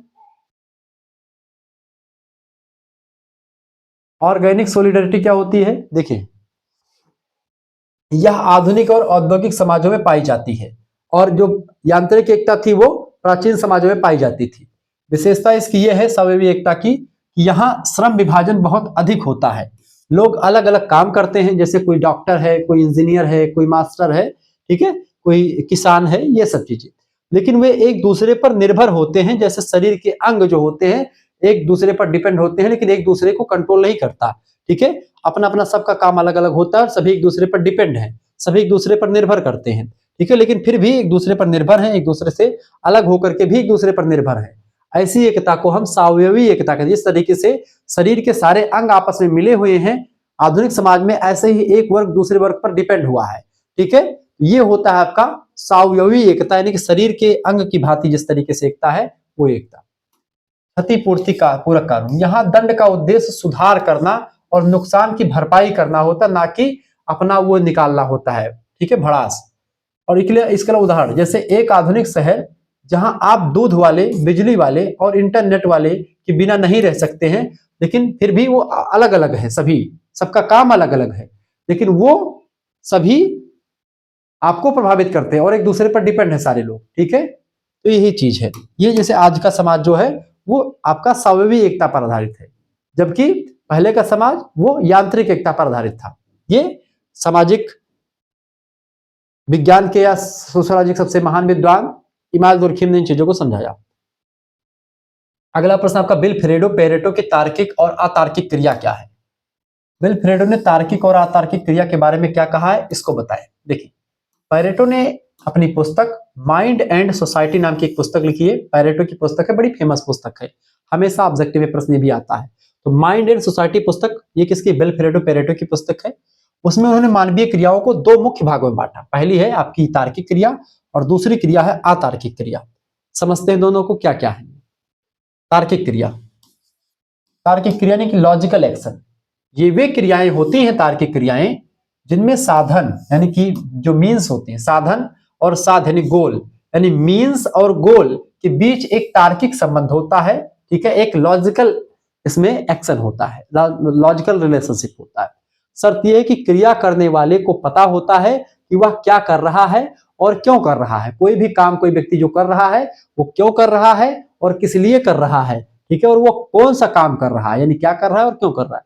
बाहरी दुनिया में भी वह तर्क सही साबित होना चाहिए, ठीक है, कि वो क्या कर रहा है, क्यों कर रहा है, ये सब चीजें हैं। उदाहरण के रूप में समझे तार्किक क्रिया क्या होती है, जैसे कि मान लेते हैं एक पुल बनाने के लिए इंजीनियर के द्वारा की गई गणनाएं जो होती हैं, जहां उद्देश्य यानी पुल और साधन यानी गणित मशीन तार्किक होते हैं, और पुल और के द्वारा मशीन और उसके द्वारा पुल निर्माण हो जाता है। तो यहाँ पर इसको बोलते हैं तार्किक क्रिया है, लॉजिकल एक्शन। इंजीनियर ने उसको नक्शा पास किया, वो बन गया, इतना सामान लगेगा, पूरा डिटेल बता दिया, जो कि उसके पास एक पूरा ब्यौरा है कि भाई इतने सामान इतने चीजों में इतना लगे, पूरा गणित उसने समझा दिया। ये तार्किक क्रिया है। कुछ क्रियाएं ऐसी होती है जो होती है नॉन लॉजिकल एक्शन यानी कि अतार्किक क्रियाएं, जैसे कि समाज में अधिकांश क्रियाएं अतार्किक होती हैं। ये भावनाओं पर आधारित होती हैं, यानी कि इमोशंस पर, आपके ट्रेडिशंस पर यानी परंपराओं पर, और अंधविश्वासों पर आधारित होती है, ठीक है, इस पर कोई तर्क वगैरह नहीं चलता। विशेषता इसकी है कि यहाँ साधन और साध्य के बीच कोई वैज्ञानिक तर्क नहीं होता है, ठीक है, इसमें कोई तर्क नहीं होता है।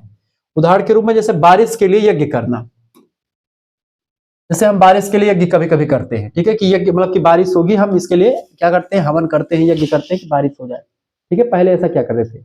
वैज्ञानिक रूप से यज्ञ यानी साधन और बारिश साध्य के बीच में कोई सीधा संबंध नहीं है कि भाई हवन करने से ही पानी बरसेगा। अब मान्यता यह कि अगर हवन करते हैं देवता खुश होते हैं, चूंकि हवन के बड़े देवता इंद्र माने जाते हैं, तो इंद्र खुश होंगे तो पानी बरसेगा, और इंद्र पानी बारिश के देवता है, ऐसा मान्यता है, लेकिन ये सिद्ध नहीं है। समझ रहे हैं, ये मान्यता है, ये सिद्ध नहीं है, इसीलिए यहाँ पर कोई तर्क यहाँ पर उसका संबंध सीधा सा नहीं रहा है। बहरहाल ये चीजें जो है, तो बारिश और यज्ञ यानी साधन और साध्य के बीच में कोई संबंध नहीं है, कोई डायरेक्ट संबंध है। वैसे संबंध है कि हाँ बिल्कुल पूजा पाठ करने से देवता खुश होते, बारिश होती है, ये बात ठीक है, लेकिन इसके बीच में कोई तार्किक संबंध नहीं है। मान्यताएं हैं, तमाम सारे ग्रंथों में लिखा है, लेकिन वो प्रैक्टिकली साबित नहीं है। तो उसी को लेकर के फिर भी लोग इसे श्रद्धावश करते हैं। हम लोग भी भूत पूजा करते हैं। हम बिना पूजा करते, हम जैसे जब भी अपना काम होता है, कोई फायदा होता तब भी और नुकसान हो तब भी भगवान भोलेनाथ के सर पे, जब वहां मंदिर है हमारे सामने घर के, हम जाकर के उसी पर बड़ा मत्था टेक देते हैं, प्रभु अब आप ही देखो। तो कहीं ना कहीं भी भगवान हमारी सुन लेते हैं, हमको मानसिक संतुष्टि प्राप्त होती है। अभी यूट्यूब पर बड़ी बहस छिड़ी हुई कि भगवान है कि नहीं है, ठीक है। तो भगवान आज जो हमको बनाया है उस पर हम तर्क करते हैं बैठ के कि भगवान है कि नहीं, उसके हम होने और ना होने पर डिबेट करते हैं। ये कोई लॉजिक नहीं हुआ कि भगवान है कि नहीं है। भगवान नहीं होते तो शायद ये जीवन नहीं होता, आप नहीं होते। बिना मतलब के तर्क करने की कोई जरूरत नहीं है। भगवान जरूर है, ऐसी कोई शक्ति है जिसने हमको बनाया है। अब वो दिखती नहीं, बिन पग चले सुने बिन काना, वैसे इसको लेकर के मैं कम से कम 2 घंटे लेक्चर दे सकता हूं, ठीक है, कि भगवान है कि नहीं। मैं ये भी सिद्ध बताऊंगा कि क्यों नहीं है, लोग क्यों कहते हैं कि क्यों नहीं है, और लोग जो कहते हैं कि हैं वो क्यों हैं। मैं डिबेट कर सकता हूं, इस मुद्दे पर अच्छे तरीके से डिबेट कर सकता हूं, लेकिन मैं पढ़ाई करवा रहा हूं, अभी इस पर फोकस करते हैं।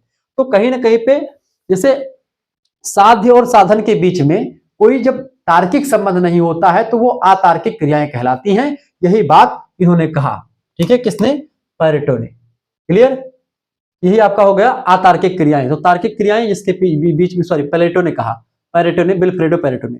क्लियर, तो ये आपका तार्किक और अतार्किक क्रिया मैंने आपको समझा दिया। अब आगे देखते हैं अगला क्वेश्चन आपका, चौथा नंबर दूसरे का। कार्ल मार्क्स के अनुसार अलगाव यानी एलिनिएशन से आप क्या समझते हैं? अलगाव क्या होता है कार्ल मार्क्स के अनुसार? देख, कार्ल मार्क्स जो है वो, उनके अनुसार पूंजीवादी व्यवस्था में मजदूर अपनी ही बनाई हुई चीजों से दूर हो जाता है, अलग हो जाता है, जिसे अलगाव कहते हैं। जैसे कि मजदूर ने कार बनाया, लेकिन वो मजदूर वो कार नहीं चला सकता, या उस कार का मालिक वो नहीं है। मजदूर ने कपड़ा बनाया, लेकिन वो कपड़ा मजदूर नहीं पहन पाता, वो अमीर लोग पहनते हैं। मजदूर ने हर एक चीज को बनाया, लेकिन मजदूर चूंकि उस चीज को, चूंकि पूंजीपतियों का अधिकार है उस पर, तो यही अलगाव है। मार्क्स ने इसके 4 आधार स्तंभ, मतलब कि 4 स्तर बताए। पहला, उत्पादन से अलगाव।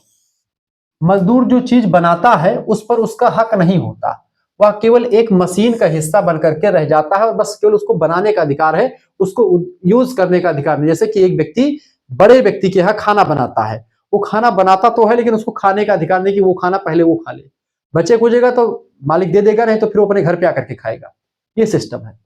दूसरी बात, प्रक्रिया से अलगाव। उसे काम करने में कोई आनंद नहीं आता, क्योंकि वह अपनी मर्जी से नहीं काम करता, बल्कि मालिक के आदेश पर काम करता है। यानी जो काम वो करता है मजदूर, वो एक प्रकार से अपने मन से नहीं करता है कि भाई उसका जो है, वो जो आपका जो ईगो है उसका, उसके लिए से कोई होता है कि भाई हमारा वो है, क्या नाम है, ध्येय है, जैसे हमको पढ़ाना अच्छा लगता है तो मैं पढ़ाता हूं।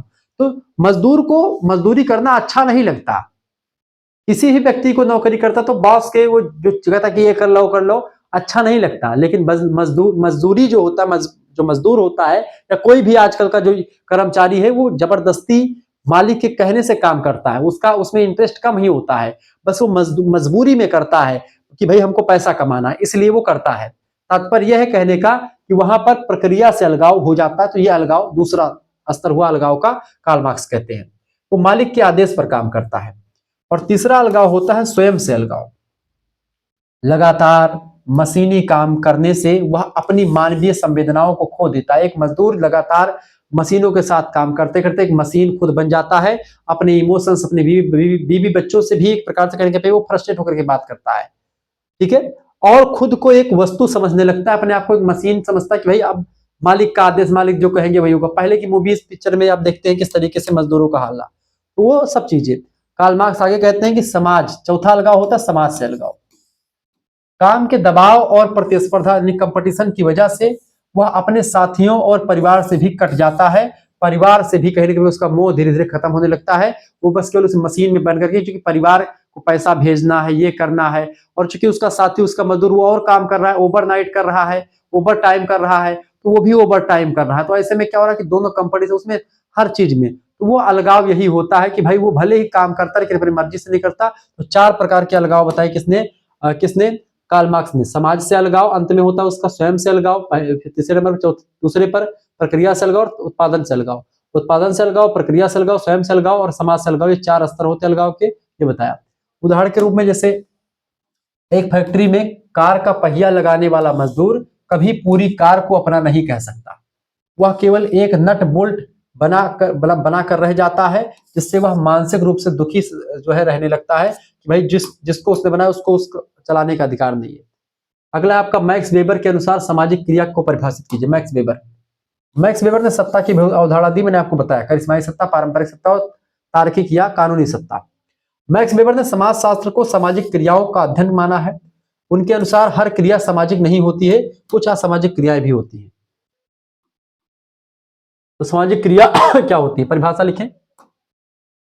कोई भी क्रिया तब सामाजिक क्रिया कहलाती है जब क्रिया करने वाले व्यक्ति के द्वारा उसे कोई अर्थ दिया जाए, वह क्रिया दूसरों के व्यवहार से प्रभावित हो, यानी कि एक ऐसी क्रिया जो दूसरों के व्यवहार से प्रभावित हो और व्यक्ति को उस क्रिया करने के लिए उसको कुछ अर्थ दिया जाए, कुछ प्रदान किया जाए। आवश्यक शर्त यह है कि क्रिया का कोई ना कोई अर्थ यानी मीनिंग होना चाहिए। कोई भी क्रिया जो कर रहा है व्यक्ति, उसका कोई ना कोई अर्थ होना चाहिए, मीनिंग होनी चाहिए। दूसरी बात, वह दूसरों की ओर उन्मुख यानी कि ओरिएंटेड टू अदर्स होनी चाहिए, यानी कि दूसरों के आधार पर होनी चाहिए क्रिया। इसके अलावा वह भूत यानी पास्ट, वर्तमान और भविष्य के किसी व्यवहार से प्रभावित होकर के क्रिया हो सकती है। इसके अलावा उदाहरण, यदि मान लेते कि 2 साइकिल सवार व्यक्ति हैं, आपस में टकरा जाएं और बिना कुछ कहे चले जाएं, तो यह सामाजिक क्रिया नहीं होगी, ठीक है। लेकिन यदि वे आपस में बहस करते शुरू हो जाए या माफी मांगने लगे एक दूसरे से कि भाई चलो भाई हमारी गलती थी, इस तरीके से माफी मांगे, तो यह सामाजिक क्रिया उसी समय हो जाएगी, क्योंकि इसमें एक अर्थ है और वे एक दूसरे के व्यवहार को प्रभावित कर रहे हैं। यहाँ पर इसी को सामाजिक क्रिया कहते हैं। सामाजिक क्रिया का मतलब होता है कि उससे सामने वाला प्रभावित हो, ठीक है। ऐसी क्रिया कि आप जैसे साइकिल लड़ी, आप चला गयो, तो कौन सामाजिक क्रिया ना हुई, वह सामाजिक क्रिया।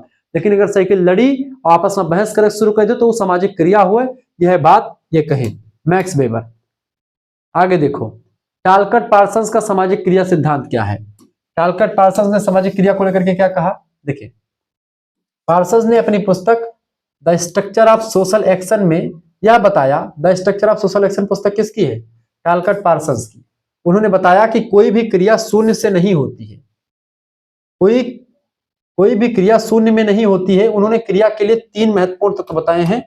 क्रिया के लिए 3 महत्वपूर्ण तत्व कौन कौन से, पहला कर्ता यानी एक्टर एक होना चाहिए, जो क्रिया को करता हो, वह व्यक्ति जो क्रिया कर रहा है उसी को कर्ता कहते हैं। दूसरा होता है लक्ष्य, यानी किसके लिए कर रहा है, यानी गोल कोई ना कोई होगा। कोई काम व्यक्ति करता है तो उसके पीछे कोई उद्देश्य होता है, गोल, और उद्देश्य जिसे कर्ता प्राप्त करना चाहता है उसके लिए जो जो गोल होता है, उसका पर्पज होता है क्रिया करने का, वो। और तीसरा होता है आपका स्थिति, सिचुएशन, वह माहौल जिसमें क्रिया हो रही है उसको हम बोलते हैं स्थिति, पोजीशन, सिचुएशन। इसमें कुछ साधन होते हैं और कुछ साध्य होते हैं, कुछ बाधाएं होती हैं, ठीक है, जो उस साध्य को प्राप्त करने के लिए साधन के मार्ग में बाधा उत्पन्न करती हैं। कहने का मतलब यह है कि कोई क्रिया आप करते हैं तो एक क्रिया करने वाला होगा, दूसरा क्रिया करने के कुछ साधन होंगे और लक्ष्य होगा आपका कुछ ना कुछ, उस लक्ष्य में बाधाएं भी आएंगी। ये सब चीजें बताई गई। स्वैच्छिक सिद्धांत, टालकट पार्सन्स का मानना था कि कर्ता अपनी मर्जी से निर्णय लेता है, लेकिन उस पर समाज के मूल्यों और नियमों का प्रभाव होता है। कोई काम करने के लिए आपने निर्णय लिया कि हम ये काम करेंगे, तो निर्णय तो आपका है, लेकिन जो आप काम करेंगे वो कहीं ना कहीं पे समाज को देख करके काम करना पड़ेगा कि समाज को उससे नुकसान ना पहुंचे, फायदा ही। वह पूरी तरह स्वतंत्र भी नहीं है व्यक्ति काम करने के लिए, और पूरी तरह मजबूर भी नहीं है वो काम करने के लिए। यानी वो अपने मन से तो काम करना शुरू करता है, लेकिन उस पर समाज को भी देखना पड़ता है कि समाज इससे प्रभावित कैसा हो रहा है, ठीक है। जैसे उदाहरण के रूप में समझें, जैसे एक छात्र परीक्षा में पास होना चाहता है, उसका लक्ष्य क्या है, पास होना।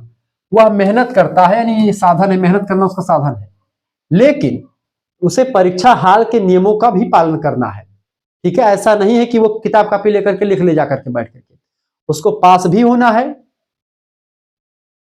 और उसको उसका लक्ष्य भी उसको डिसाइड करना है, यानी कि उसको पास भी होना है। साधन यानी उसका लक्ष्य भी है, लक्ष्य साधन, लेकिन परीक्षा हाल में उसको नियमों का भी पालन करना, यानी कि स्थिति और नियम का पालन करना पड़ता है, ठीक है। ये बात ध्यान रखिए। अगला आपका मध्य अभिसीमा सिद्धांत यानी मिडिल रेंज थियरी से आप क्या समझते हैं? ये सिद्धांत क्या है? यह अवधारणा रॉबर्ट के मर्टन ने दी है, मध्य सीमा का सिद्धांत। उन्होंने समाजशास्त्र में दो तरह के सिद्धांतों का विरोध किया। पहला सिद्धांत वो है बहुत बड़े सिद्धांत का विरोध किया, जैसे कि कार्ल मार्क्स का सिद्धांत है, जैसे कि पार्सन्स का सिद्धांत है, टालकट पार्सन्स का, कार्ल मार्क्स का सिद्धांत, सब बड़े बड़े सिद्धांत है। इनका विरोध किया किसने? आर के मर्टन ने किया, जो सब कुछ समझाने की कोशिश करते हैं, ऐसे सिद्धांतों का विरोध किया, लेकिन अक्सर हकीकत से दूर हो जाते हैं।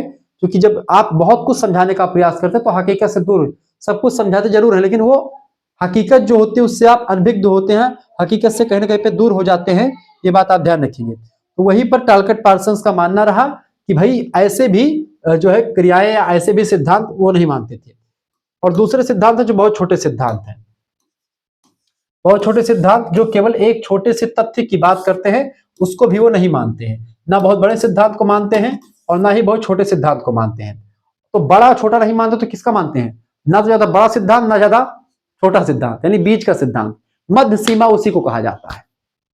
ठीक है, मध्य सीमा सिद्धांत क्या है? ना बहुत बड़े सिद्धांतों को मानना, ना बहुत छोटे सिद्धांतों को मानना। इसका मतलब क्या है कि ना बड़े सिद्धांत को मानेंगे ना छोटे सिद्धांत को मानेंगे। मानेंगे इसको मध्य सीमा का सिद्धांत, बीच के सिद्धांत को मानेंगे। क्या है बीच के सिद्धांत? आइए समझते हैं। मध्य सीमा सिद्धांत आइडिया लग गया होगा क्या है? रॉबर्ट के मर्टन ने कहा कि हमें ऐसे सिद्धांत बनाने चाहिए जो इन दोनों के बीच के हों। ये सिद्धांत इतने व्यापक हों कि उनमें या उनसे कुछ सामान्य नियम निकल सके जो कि फायदा कर सके समाज का, लेकिन इतने छोटे भी ना हो कि उनका वैज्ञानिक परीक्षण भी ना किया जा सके। ठीक है, तो ऐसे सिद्धांत ना हो, यानी ऐसे सिद्धांत जिनको पूरा से जांचा भी जा सके। उदाहरण के लिए सापेक्ष वंचना का सिद्धांत हुआ। उसका सिद्धांत या जो है या पूरे ब्रह्मांड की बात नहीं करता, बल्कि यह समझाता है कि लोग खुद को दूसरों की तुलना में गरीब मान करके दुखी क्यों होते हैं। इस बात को बताता है सापेक्ष वंचना का सिद्धांत, रॉबर्ट मर्टन का ही है। यह सिद्धांत मध्य सीमा के अंतर्गत आ जाएगा, क्योंकि इसमें क्लियर हो रहा है, सारी चीजें क्लियर हो रही है। और कार्ल मार्क्स की बहुत बड़ा सिद्धांत है, टालकट पार्सन बहुत बड़े बड़े सिद्धांत बताते हैं, तो वो भी उन चीजों को नकार देते हैं। ये ठीक है, रॉबर्ट के मर्टन। इस तरीके से आप लोगों ने अति लघु उत्तरीय प्रश्नों को भी समझ लिया। अब हम चर्चा करेंगे दीर्घ उत्तरीय प्रश्नों के बारे में। ठीक है, दीर्घ उत्तरीय प्रश्न समाजशास्त्र के उद्भव में फ्रांसीसी क्रांति और औद्योगिक क्रांति की क्या भूमिका रही है, इसको बताने का प्रयास करें। फटाफट से आप बताने का प्रयास कीजिएगा। ठीक है, वीडियो को लाइक कर दीजिएगा, चैनल पर नए तो सब्सक्राइब भी कर दीजिएगा। चलिए इसको भी समझ लेते थोड़ा सा तीव्र गति से। औद्योगिक क्रांति और फ्रांसीसी क्रांति का क्या प्रभाव रहा, देखिए देखेंगे। समाजशास्त्र का जन्म 19वीं शताब्दी के यूरोप में 19वीं शताब्दी में यूरोप में हुई। यूरोप में 19वीं शताब्दी में जो कि उथल पुथल मची हुई थी, उसी दौरान जो है समाजशास्त्र का उद्भव हुआ। इसके उद्भव में दो क्रांतियों ने सबसे महत्वपूर्ण भूमिका निभाई, एक है फ्रांसीसी और एक है आपकी औद्योगिक क्रांति। फ्रांसीसी क्रांति पहली 1789 में हुई थी। इसका प्रभाव क्या पड़ा? फ्रांसीसी क्रांति ने सदियों से चली आ रही राजशाही और सामंतवादी व्यवस्था को जड़ से उखाड़ फेंका और यहाँ पर अब राजतंत्र भी नहीं रह सका, लोकतंत्र की बात होने लगी। दूसरी बात है वैचारिक परिवर्तन हुआ। इस क्रांति ने स्वतंत्रता, समानता और बंधुत्व के नए विचार को दिया। समाज में धर्म का महत्व कमजोर होने लगा और तर्क यानी रीजन का बोलबाला बढ़ा। यानी जो चर्च और जो पादरी अब तक पूरा का पूरा वो ठेका लिए रखे थे, हर चीज को एक प्रकार से कहीं ना कहीं पे कब्जिया रहे थे, हर चीज में अपनी चला रहे थे, वो चीज खत्म होने लगी। ठीक है, हर जनता स्वतंत्रता, समानता, बंधुत्व की बात करने लगी। ठीक है, तो धर्म में भी अब विज्ञान घुसने लगा। दूसरे अराजकता और पुनर्निर्माण। क्रांति के बाद फ्रांस में जो अव्यवस्था और रक्तपात हुआ, उससे बुद्धिजीवी जैसे कि अगस्त काम्टे चिंतित हो चुके थे और इसी का परिणाम हुआ कि जो है समाजशास्त्र का उद्भव हुआ। वे ऐसे विज्ञान की खोज करने लगे जो समाज में फिर से व्यवस्था यानी ऑर्डर कायम कर सके। इसी सिलसिले में या इसी चिंता ने समाजशास्त्र के बीज बोए और उन्होंने समाजशास्त्र विषय की खोज में लग गए और समाजशास्त्र को लेकर के पॉजिटिव फिलोसॉफी, पॉजिटिव पॉलिटी जैसी तमाम पुस्तकें लिख डाली और प्रत्यक्षवाद की बात करी, सब कुछ बताया। तो समाजशास्त्र ये क्रांति का प्रभाव रहा। औद्योगिक क्रांति का क्या प्रभाव पड़ा? इंग्लैंड से शुरू हुई इस क्रांति ने पूरी सामाजिक संरचना को बदल दिया। नया वर्ग संघर्ष शुरू हुआ। घरेलू उद्योगों की जगह बड़ी फैक्ट्रियों ने ले लिया। छोटे उद्योग अब खत्म होने लगे, बड़े उद्योग आ गए। समाज दो भागों में बट गया। पूंजीपति वर्ग और मजदूर वर्ग। कार्ल मार्क्स जैसे विचारकों ने इसी संघर्ष को समाजशास्त्र का आधार बना लिया और इस तरीके से समाज को आगे बढ़ाया। नगरीकरण की समस्या बढ़ गई, चूंकि उद्योग जहां पर स्थापित हुए वहां पर लोग जाकर के बसने लगे, लोगों ने फैक्ट्री में काम करना स्टार्ट किया और वहीं पर लोग जो है जाकर के बसने लगे, तो वहीं पर इकट्ठा बहुत सारे लोगों का बसाव ही नगरीकरण कहलाता है, वो सब भी हुआ। लोग गांवों से शहरों की ओर भागे, जिससे झुग्गी झोपड़ी, अपराध और बीमारियों जैसी नई सामाजिक समस्याएं पैदा हुई। इन नई समस्याओं के वैज्ञानिक अध्ययन के लिए समाजशास्त्र की जरूरत महसूस होती चली गई और ये सब चीजें हैं। पारिवारिक बदलाव भी आपको देखने को मिलता है। संयुक्त परिवार टूटने लगे और महिलाओं की स्थिति भी एक प्रकार, जो पहले दबी हुई थी महिलाएं या जिनके बारे में नहीं सोचा जा रहा था, अब महिलाएं भी अपने अधिकार की मांग करने लगी, महिलाओं का अधिकार उनको मिलने लगा, ये सब चीजें आई। निष्कर्षता है कि फ्रांसीसी क्रांति ने राजनीतिक और वैचारिक धरातल तैयार किया, जबकि औद्योगिक क्रांति ने आर्थिक और सामाजिक चुनौतियां पेश करी। ठीक है, कुल मिलाकर के कहने का तात्पर्य यह है कि इन्हीं बदलावों को व्यवस्थित रूप से समझने के लिए समाजशास्त्र का उदय हुआ, जो हम और आप आज पढ़ते पढ़ाते हैं। ठीक है, आगे देखते दुर्खीम के द्वारा वर्णित आत्महत्या के विभिन्न प्रकारों की विवेचना कीजिए। इमानुएल दुर्खीम की अगर बात करें, आत्महत्या का सिद्धांत उन्होंने दिया है। इमानुएल दुर्खीम ने अपनी प्रसिद्ध पुस्तक सुसाइड 1897 पुस्तक प्रकाशित हुई, उसमें सिद्धांत प्रस्तुत किया। आत्महत्या एक व्यक्तिगत मामला नहीं होती है, आत्महत्या व्यक्ति अपने मन से नहीं करता है, बल्कि एक सामाजिक तथ्य होता है, सोशल फैक्ट के द्वारा वो अपने आप को मार देता है। उन्होंने समाज के साथ व्यक्ति के जुड़ाव और नियमन यानी रेगुलेशन, इंटीग्रेशन और रेगुलेशन के आधार पर आत्महत्या के 4 कारण बताए हैं कि व्यक्ति क्यों आत्महत्या करता है, उसके पीछे कई रीजन बताए। पहला कारण, पहली आत्महत्या होती है अहंगवादी आत्महत्या, ईगोइस्टिक सुसाइड। जब व्यक्ति समाज से पूरी तरह कट जाता है और खुद को अकेला महसूस करता है, उस व्यक्ति को, ऐसे व्यक्ति जब आत्महत्या करता है उसको अहंगवादी कहते हैं। इसका कारण होता है सामाजिक एकीकरण का अभाव। जब समाज का नियंत्रण व्यक्ति पर बहुत कम हो जाता है, तो वह व्यक्ति जो होता है जीवन को अर्थहीन समझने लगता है और ऐसे आप में क्या करता है, अपने आप को मान लेता है। जैसे कि उदाहरण के रूप में अविवाहित लोगों या छोटे परिवारों में रहने वालों में इसकी दर अधिक देखी गई है अहंगवादी आत्महत्या की। दूसरे प्रकार की आत्महत्या होती है परार्थवादी आत्महत्या, अंग्रेजी में अल्ट्रुइस्टिक सुसाइड कहते हैं। यह अहंगवादी आत्महत्या के ठीक विपरीत होती, उल्टी होती है। परार्थवादी आत्महत्या क्या होती है, इसमें व्यक्ति समाज या समूह के साथ इतना अधिक जुड़ जाता है कि वह उसके लिए अपनी जान भी दे सकता है, किसके लिए, समाज के लिए, सामाजिक नियमों के लिए, सामाजिक गौरव के लिए, सामाजिक सम्मान के लिए अपनी जान को भी कुर्बान कर देता है। इसका कारण क्या है आत्महत्या करने का? अत्यधिक सामाजिक एकीकरण हो जाना। उदाहरण जैसे कि सती प्रथा की वजह से समाज का ऐसा नियम है कि भाई महिलाएं अपने आप को अग्नि में झोंक देती थी पुरुषों के लिए। देश के लिए शहीद होना या सुसाइड बॉम्बर जो करते बहुत सारे लोग, जैसे आकर के बम लगा करके पहुंच जाते हैं जो है इंडिया गेट पर या जहां जगहों पर पहुंच जाते हैं, जो आतंकवादी लोग होते हैं वो सब भी इसी टाइप में आ जाते हैं। ठीक है, तो अपने देश के लिए शहीद होना ये इसमें शामिल हो सकता है। सती प्रथा यानी अपने पति के लिए अपने आप को त्याग देना, ये सब सामाजिक नियम है। और सुसाइड बॉम्बर वगैरह भी इसमें शामिल हो सकते हैं। ठीक है, इस प्रकार की आत्महत्या में आज तीसरा आपका आत्महत्या का प्रकार है आदर्शहीन या विसंगतिपूर्ण आत्महत्या। इमानुएल दुर्खीम ने कहा एक होता है एनोमोइक सुसाइड। यह स्थिति तब पैदा होती है जब समाज में अचानक कोई बड़ा बदलाव आ जाए, ठीक है, और पुराने नियम काम करना बंद कर दें और नया बदलाव आ जाए, नए नियम काम करने लगे। इसका कारण यह है सामाजिक नियमन का अभाव हो जाता है। समाज अचानक व्यापार में भारी घाटा हो जाए किसी को, या अचानक बहुत अमीर कोई व्यक्ति हो जाए। जब व्यक्ति को अचानक कोई चीज मिल जाती तो उससे वो हो सकता है वो उसको अनुकूल ना बन पाए, उसकी समझ नहीं आता कि अब उसे कैसे व्यवहार करना चाहिए, तो ऐसे में वो व्यक्ति आत्महत्या कर सकता है। चौथी आत्महत्या होती है भाग्यवादी आत्महत्या, यानी कि इसको कहते हैं फैटलिस्टिक सुसाइड। जब व्यक्ति पर समाज या नियमों का दबाव इतना अधिक हो जाता है कि उसे अपना भविष्य अंधकार में लगने लगता है। कारण जैसे अत्यधिक सामाजिक नियमन की वजह से कभी कभी व्यक्ति आत्महत्या कर लेता हो, जैसे कि गुलामी में रहने वाले लोग या वे कैदी जो उम्र कैद की सजा काट रहे हों, उनको एक प्रकार इतना दबाव, इतना टॉर्चर किया जा रहा हो कि भाई वो अब जीने की आशा छोड़ देते हैं और मृत्यु के घाट उतर जाते हैं। निष्कर्षतः हम कह सकते हैं कि दुर्खीम का मानना था कि समाज में एक संतुलन होना जरूरी है, ना तो बहुत ज्यादा जुड़ाव अच्छा है और ना ही बहुत कम जुड़ाव अच्छा है, इस तरीके से होता है। ठीक है, और इस तरीके से आपको बहुत सारी चीजें आपके समझ में आ रही होंगी।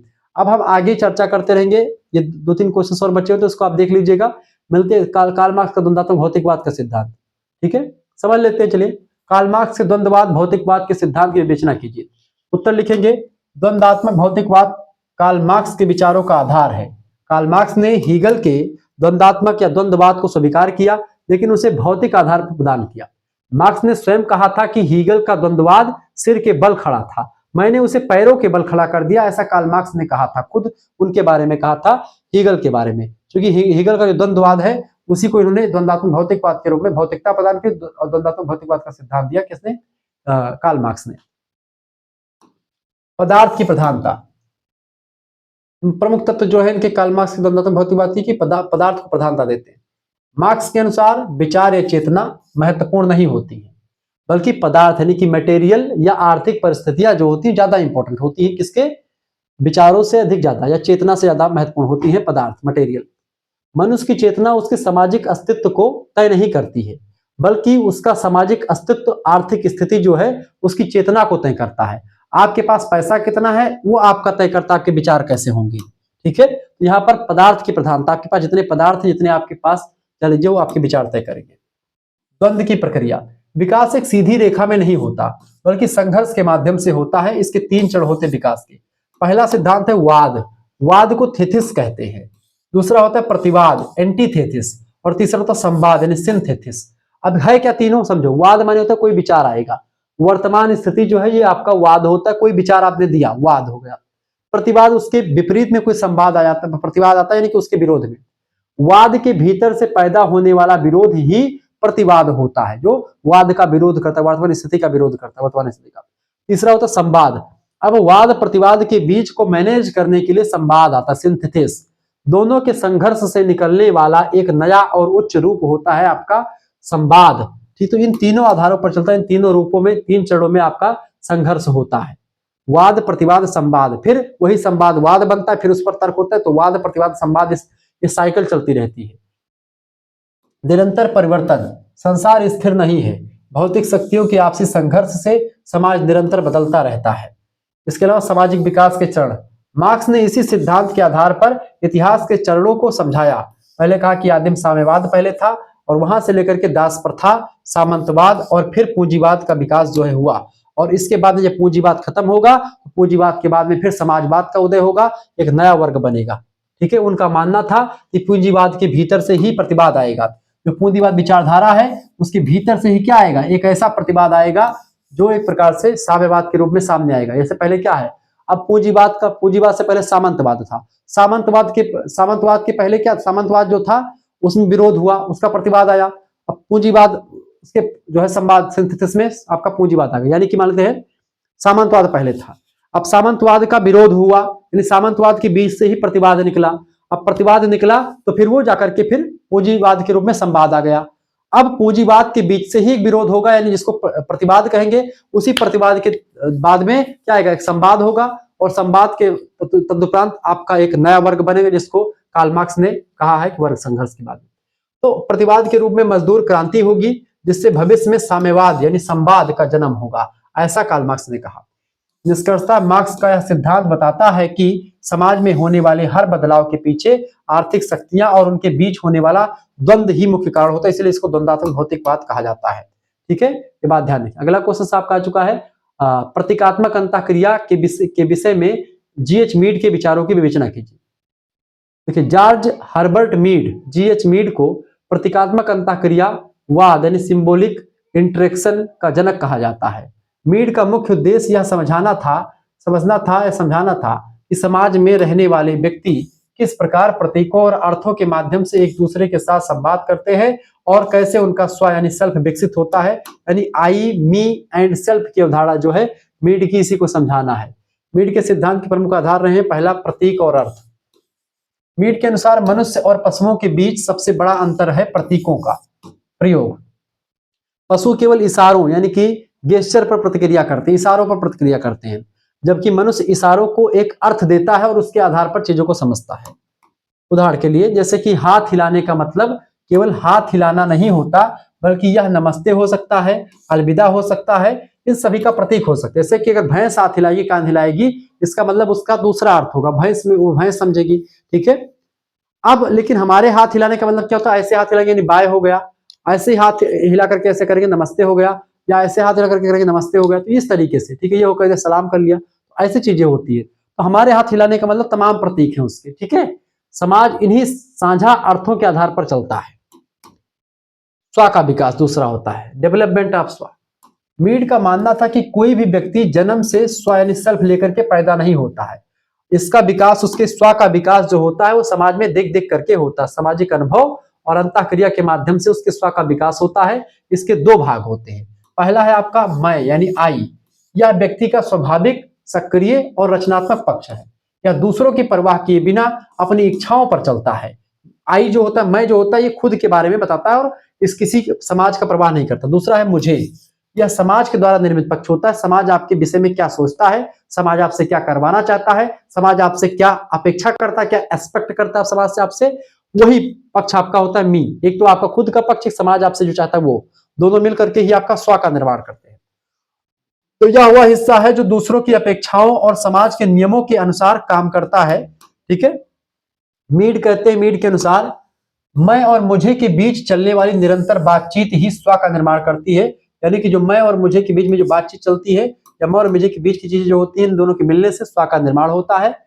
भूमिका ग्रहण, रोल टेकिंग।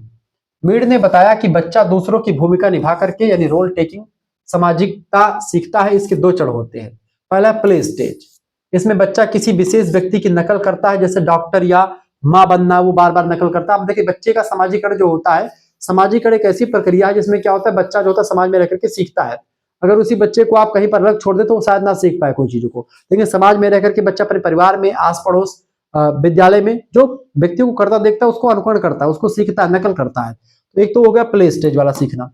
दूसरा आपका होता है गेम स्टेज। इसमें बच्चा पूरे समूह के नियमों को समझने लगता है।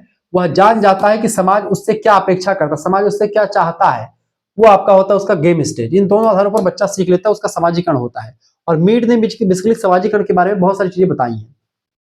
अब समानवीकृत अन्य क्या होता है, इसको समझते हैं। समानवीकृत अन्य की अवधारणा ये भी मीड ने ही दी है।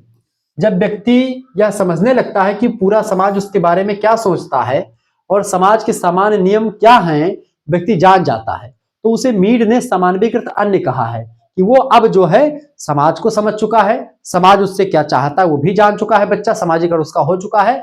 उसी स्थिति को समानवीकृत अन्य की अवधारणा या समाजीकृत अन्य कहा जाता है। यह सामाजिक नियंत्रण का आंतरिक माध्यम होता है। समानवीकृत अन्य समाज उससे क्या चाहता है, सामाजिक नियम कायदे क्या है, क्या करना सही है समाज में, क्या करना गलत है, ये जान जाना ही समानवीकृत अन्य होता है। निष्कर्षतः हम कह सकते हैं कि मीड का सिद्धांत यह स्पष्ट करता है कि समाज केवल संस्थाओं का समूह नहीं है, बल्कि यह व्यक्तियों के बीच होने वाली सूक्ष्म अंतःक्रियाओं और अर्थों का परिणाम है। व्यक्ति समाज को बनाता है और समाज व्यक्ति के स्व को आकार देता है, और इस तरीके से व्यक्ति का सामाजिकरण होता है और व्यक्ति समाज के लिए एकदम से बढ़िया काम करना शुरू कर देता है। इस तरीके से आप लोगों ने बहुत सारी चीजों को समझ लिया। पूरा पेपर मैंने सॉल्व कर दिया और भी अधिक प्रश्नों को आपको बता दिया। हमने लगभग में 10 ऑब्जेक्टिव, 10 अति लघु उत्तरीय प्रश्न, आपके 8 लघु उत्तरीय प्रश्न और आपके 4 दीर्घ उत्तरीय प्रश्न, 10 8 18 4 22 क्वेश्चन आपको मैंने बता दिया। आप एसएमएस करेंगे 9984 039 139 पर आप एसएमएस कर दीजिएगा। व्हाट्सएप पर एसएमएस कीजिएगा इस नंबर पर अपना नाम, अपनी यूनिवर्सिटी का नाम, अपने सब्जेक्ट के नेम और आपके सेमेस्टर, अपने सेमेस्टर का नाम लेकर के भेज दीजिएगा। ठीक है। 5th सेमेस्टर आपके समाजशास्त्र, सोशियोलॉजी, जैसे जियोग्राफी, पॉलिटिकल साइंस, सभी का नोट्स आपको मिल जाएगा। जैसे आप केवल 5th सेमेस्टर का कोर्स लेंगे तो आपके लिए केवल 150 रुपए फीस है। आप जैसे आपके पास इतना एसएमएस करेंगे, आपके पास एक QR कोड इसके अंदर भेजा जाएगा, उसी पर आपको मात्र 100 रुपए फीस जमा कर देने और आपको PDF नोट्स प्राप्त कर देने हैं। 100 रुपए में सभी सब्जेक्ट का आपको PDF नोट्स मिल जाएगा। आपको सीरीज या किताब खरीदने की कोई जरूरत नहीं पड़ेगी। लेकिन जो बच्चे चूंकि अब 5th सेमेस्टर का पेपर हो ही रहे हैं, तो 5th और 6th का एक साथ जो बच्चा जुड़ेगा उसका फायदा होगा। क्योंकि फायदा ये होगा कि उसका 200 रुपए नहीं देना पड़ेगा। ठीक है। क्योंकि ऑफर चल रहा है आपका 9 वर्ष का, 150 रुपए फीस में आपके लिए पूरी व्यवस्था हो जाएगी। 150 में आपका 5th सेमेस्टर का आपका नोट्स भी मिल जाएगा PDF वाला, और 6th सेमेस्टर का आपका क्लास वाले ग्रुप में भी आपको जोड़ दिया जाएगा। यानी कहने का मतलब ये है कि आपका 6th सेमेस्टर 6 महीने तक यानी पूरा BA कंप्लीट आपको करना है। 150 रुपए फीस जमा करेंगे, आपका पूरा BA कंप्लीट हो जाएगा। 5th एंड 6th दोनों का ये बात ध्यान रखिएगा। सभी विश्वविद्यालयों के लिए वैध सिलेबस है, यही सिलेबस है। मिलते हैं फिर अगला वीडियो जो है आपका इसका पेपर 2 का सोशल रिसर्च मेथड या रिसर्च मेथोडोलॉजी इन सोशल साइंसेज, उसका 1-2 दिनों में कल तक उसका भी वीडियो आ जाएगा, आप उसको भी देख लीजिएगा। और जिसकी भी परीक्षा लगी हो आराम से दोनों वीडियोस को देख करके जाइएगा, सारा पेपर अच्छा होगा। धन्यवाद। मिलते हैं फिर नेक्स्ट वीडियो, तब तक के लिए जय हिंद, जय भारत। आप सभी का बहुत बहुत धन्यवाद।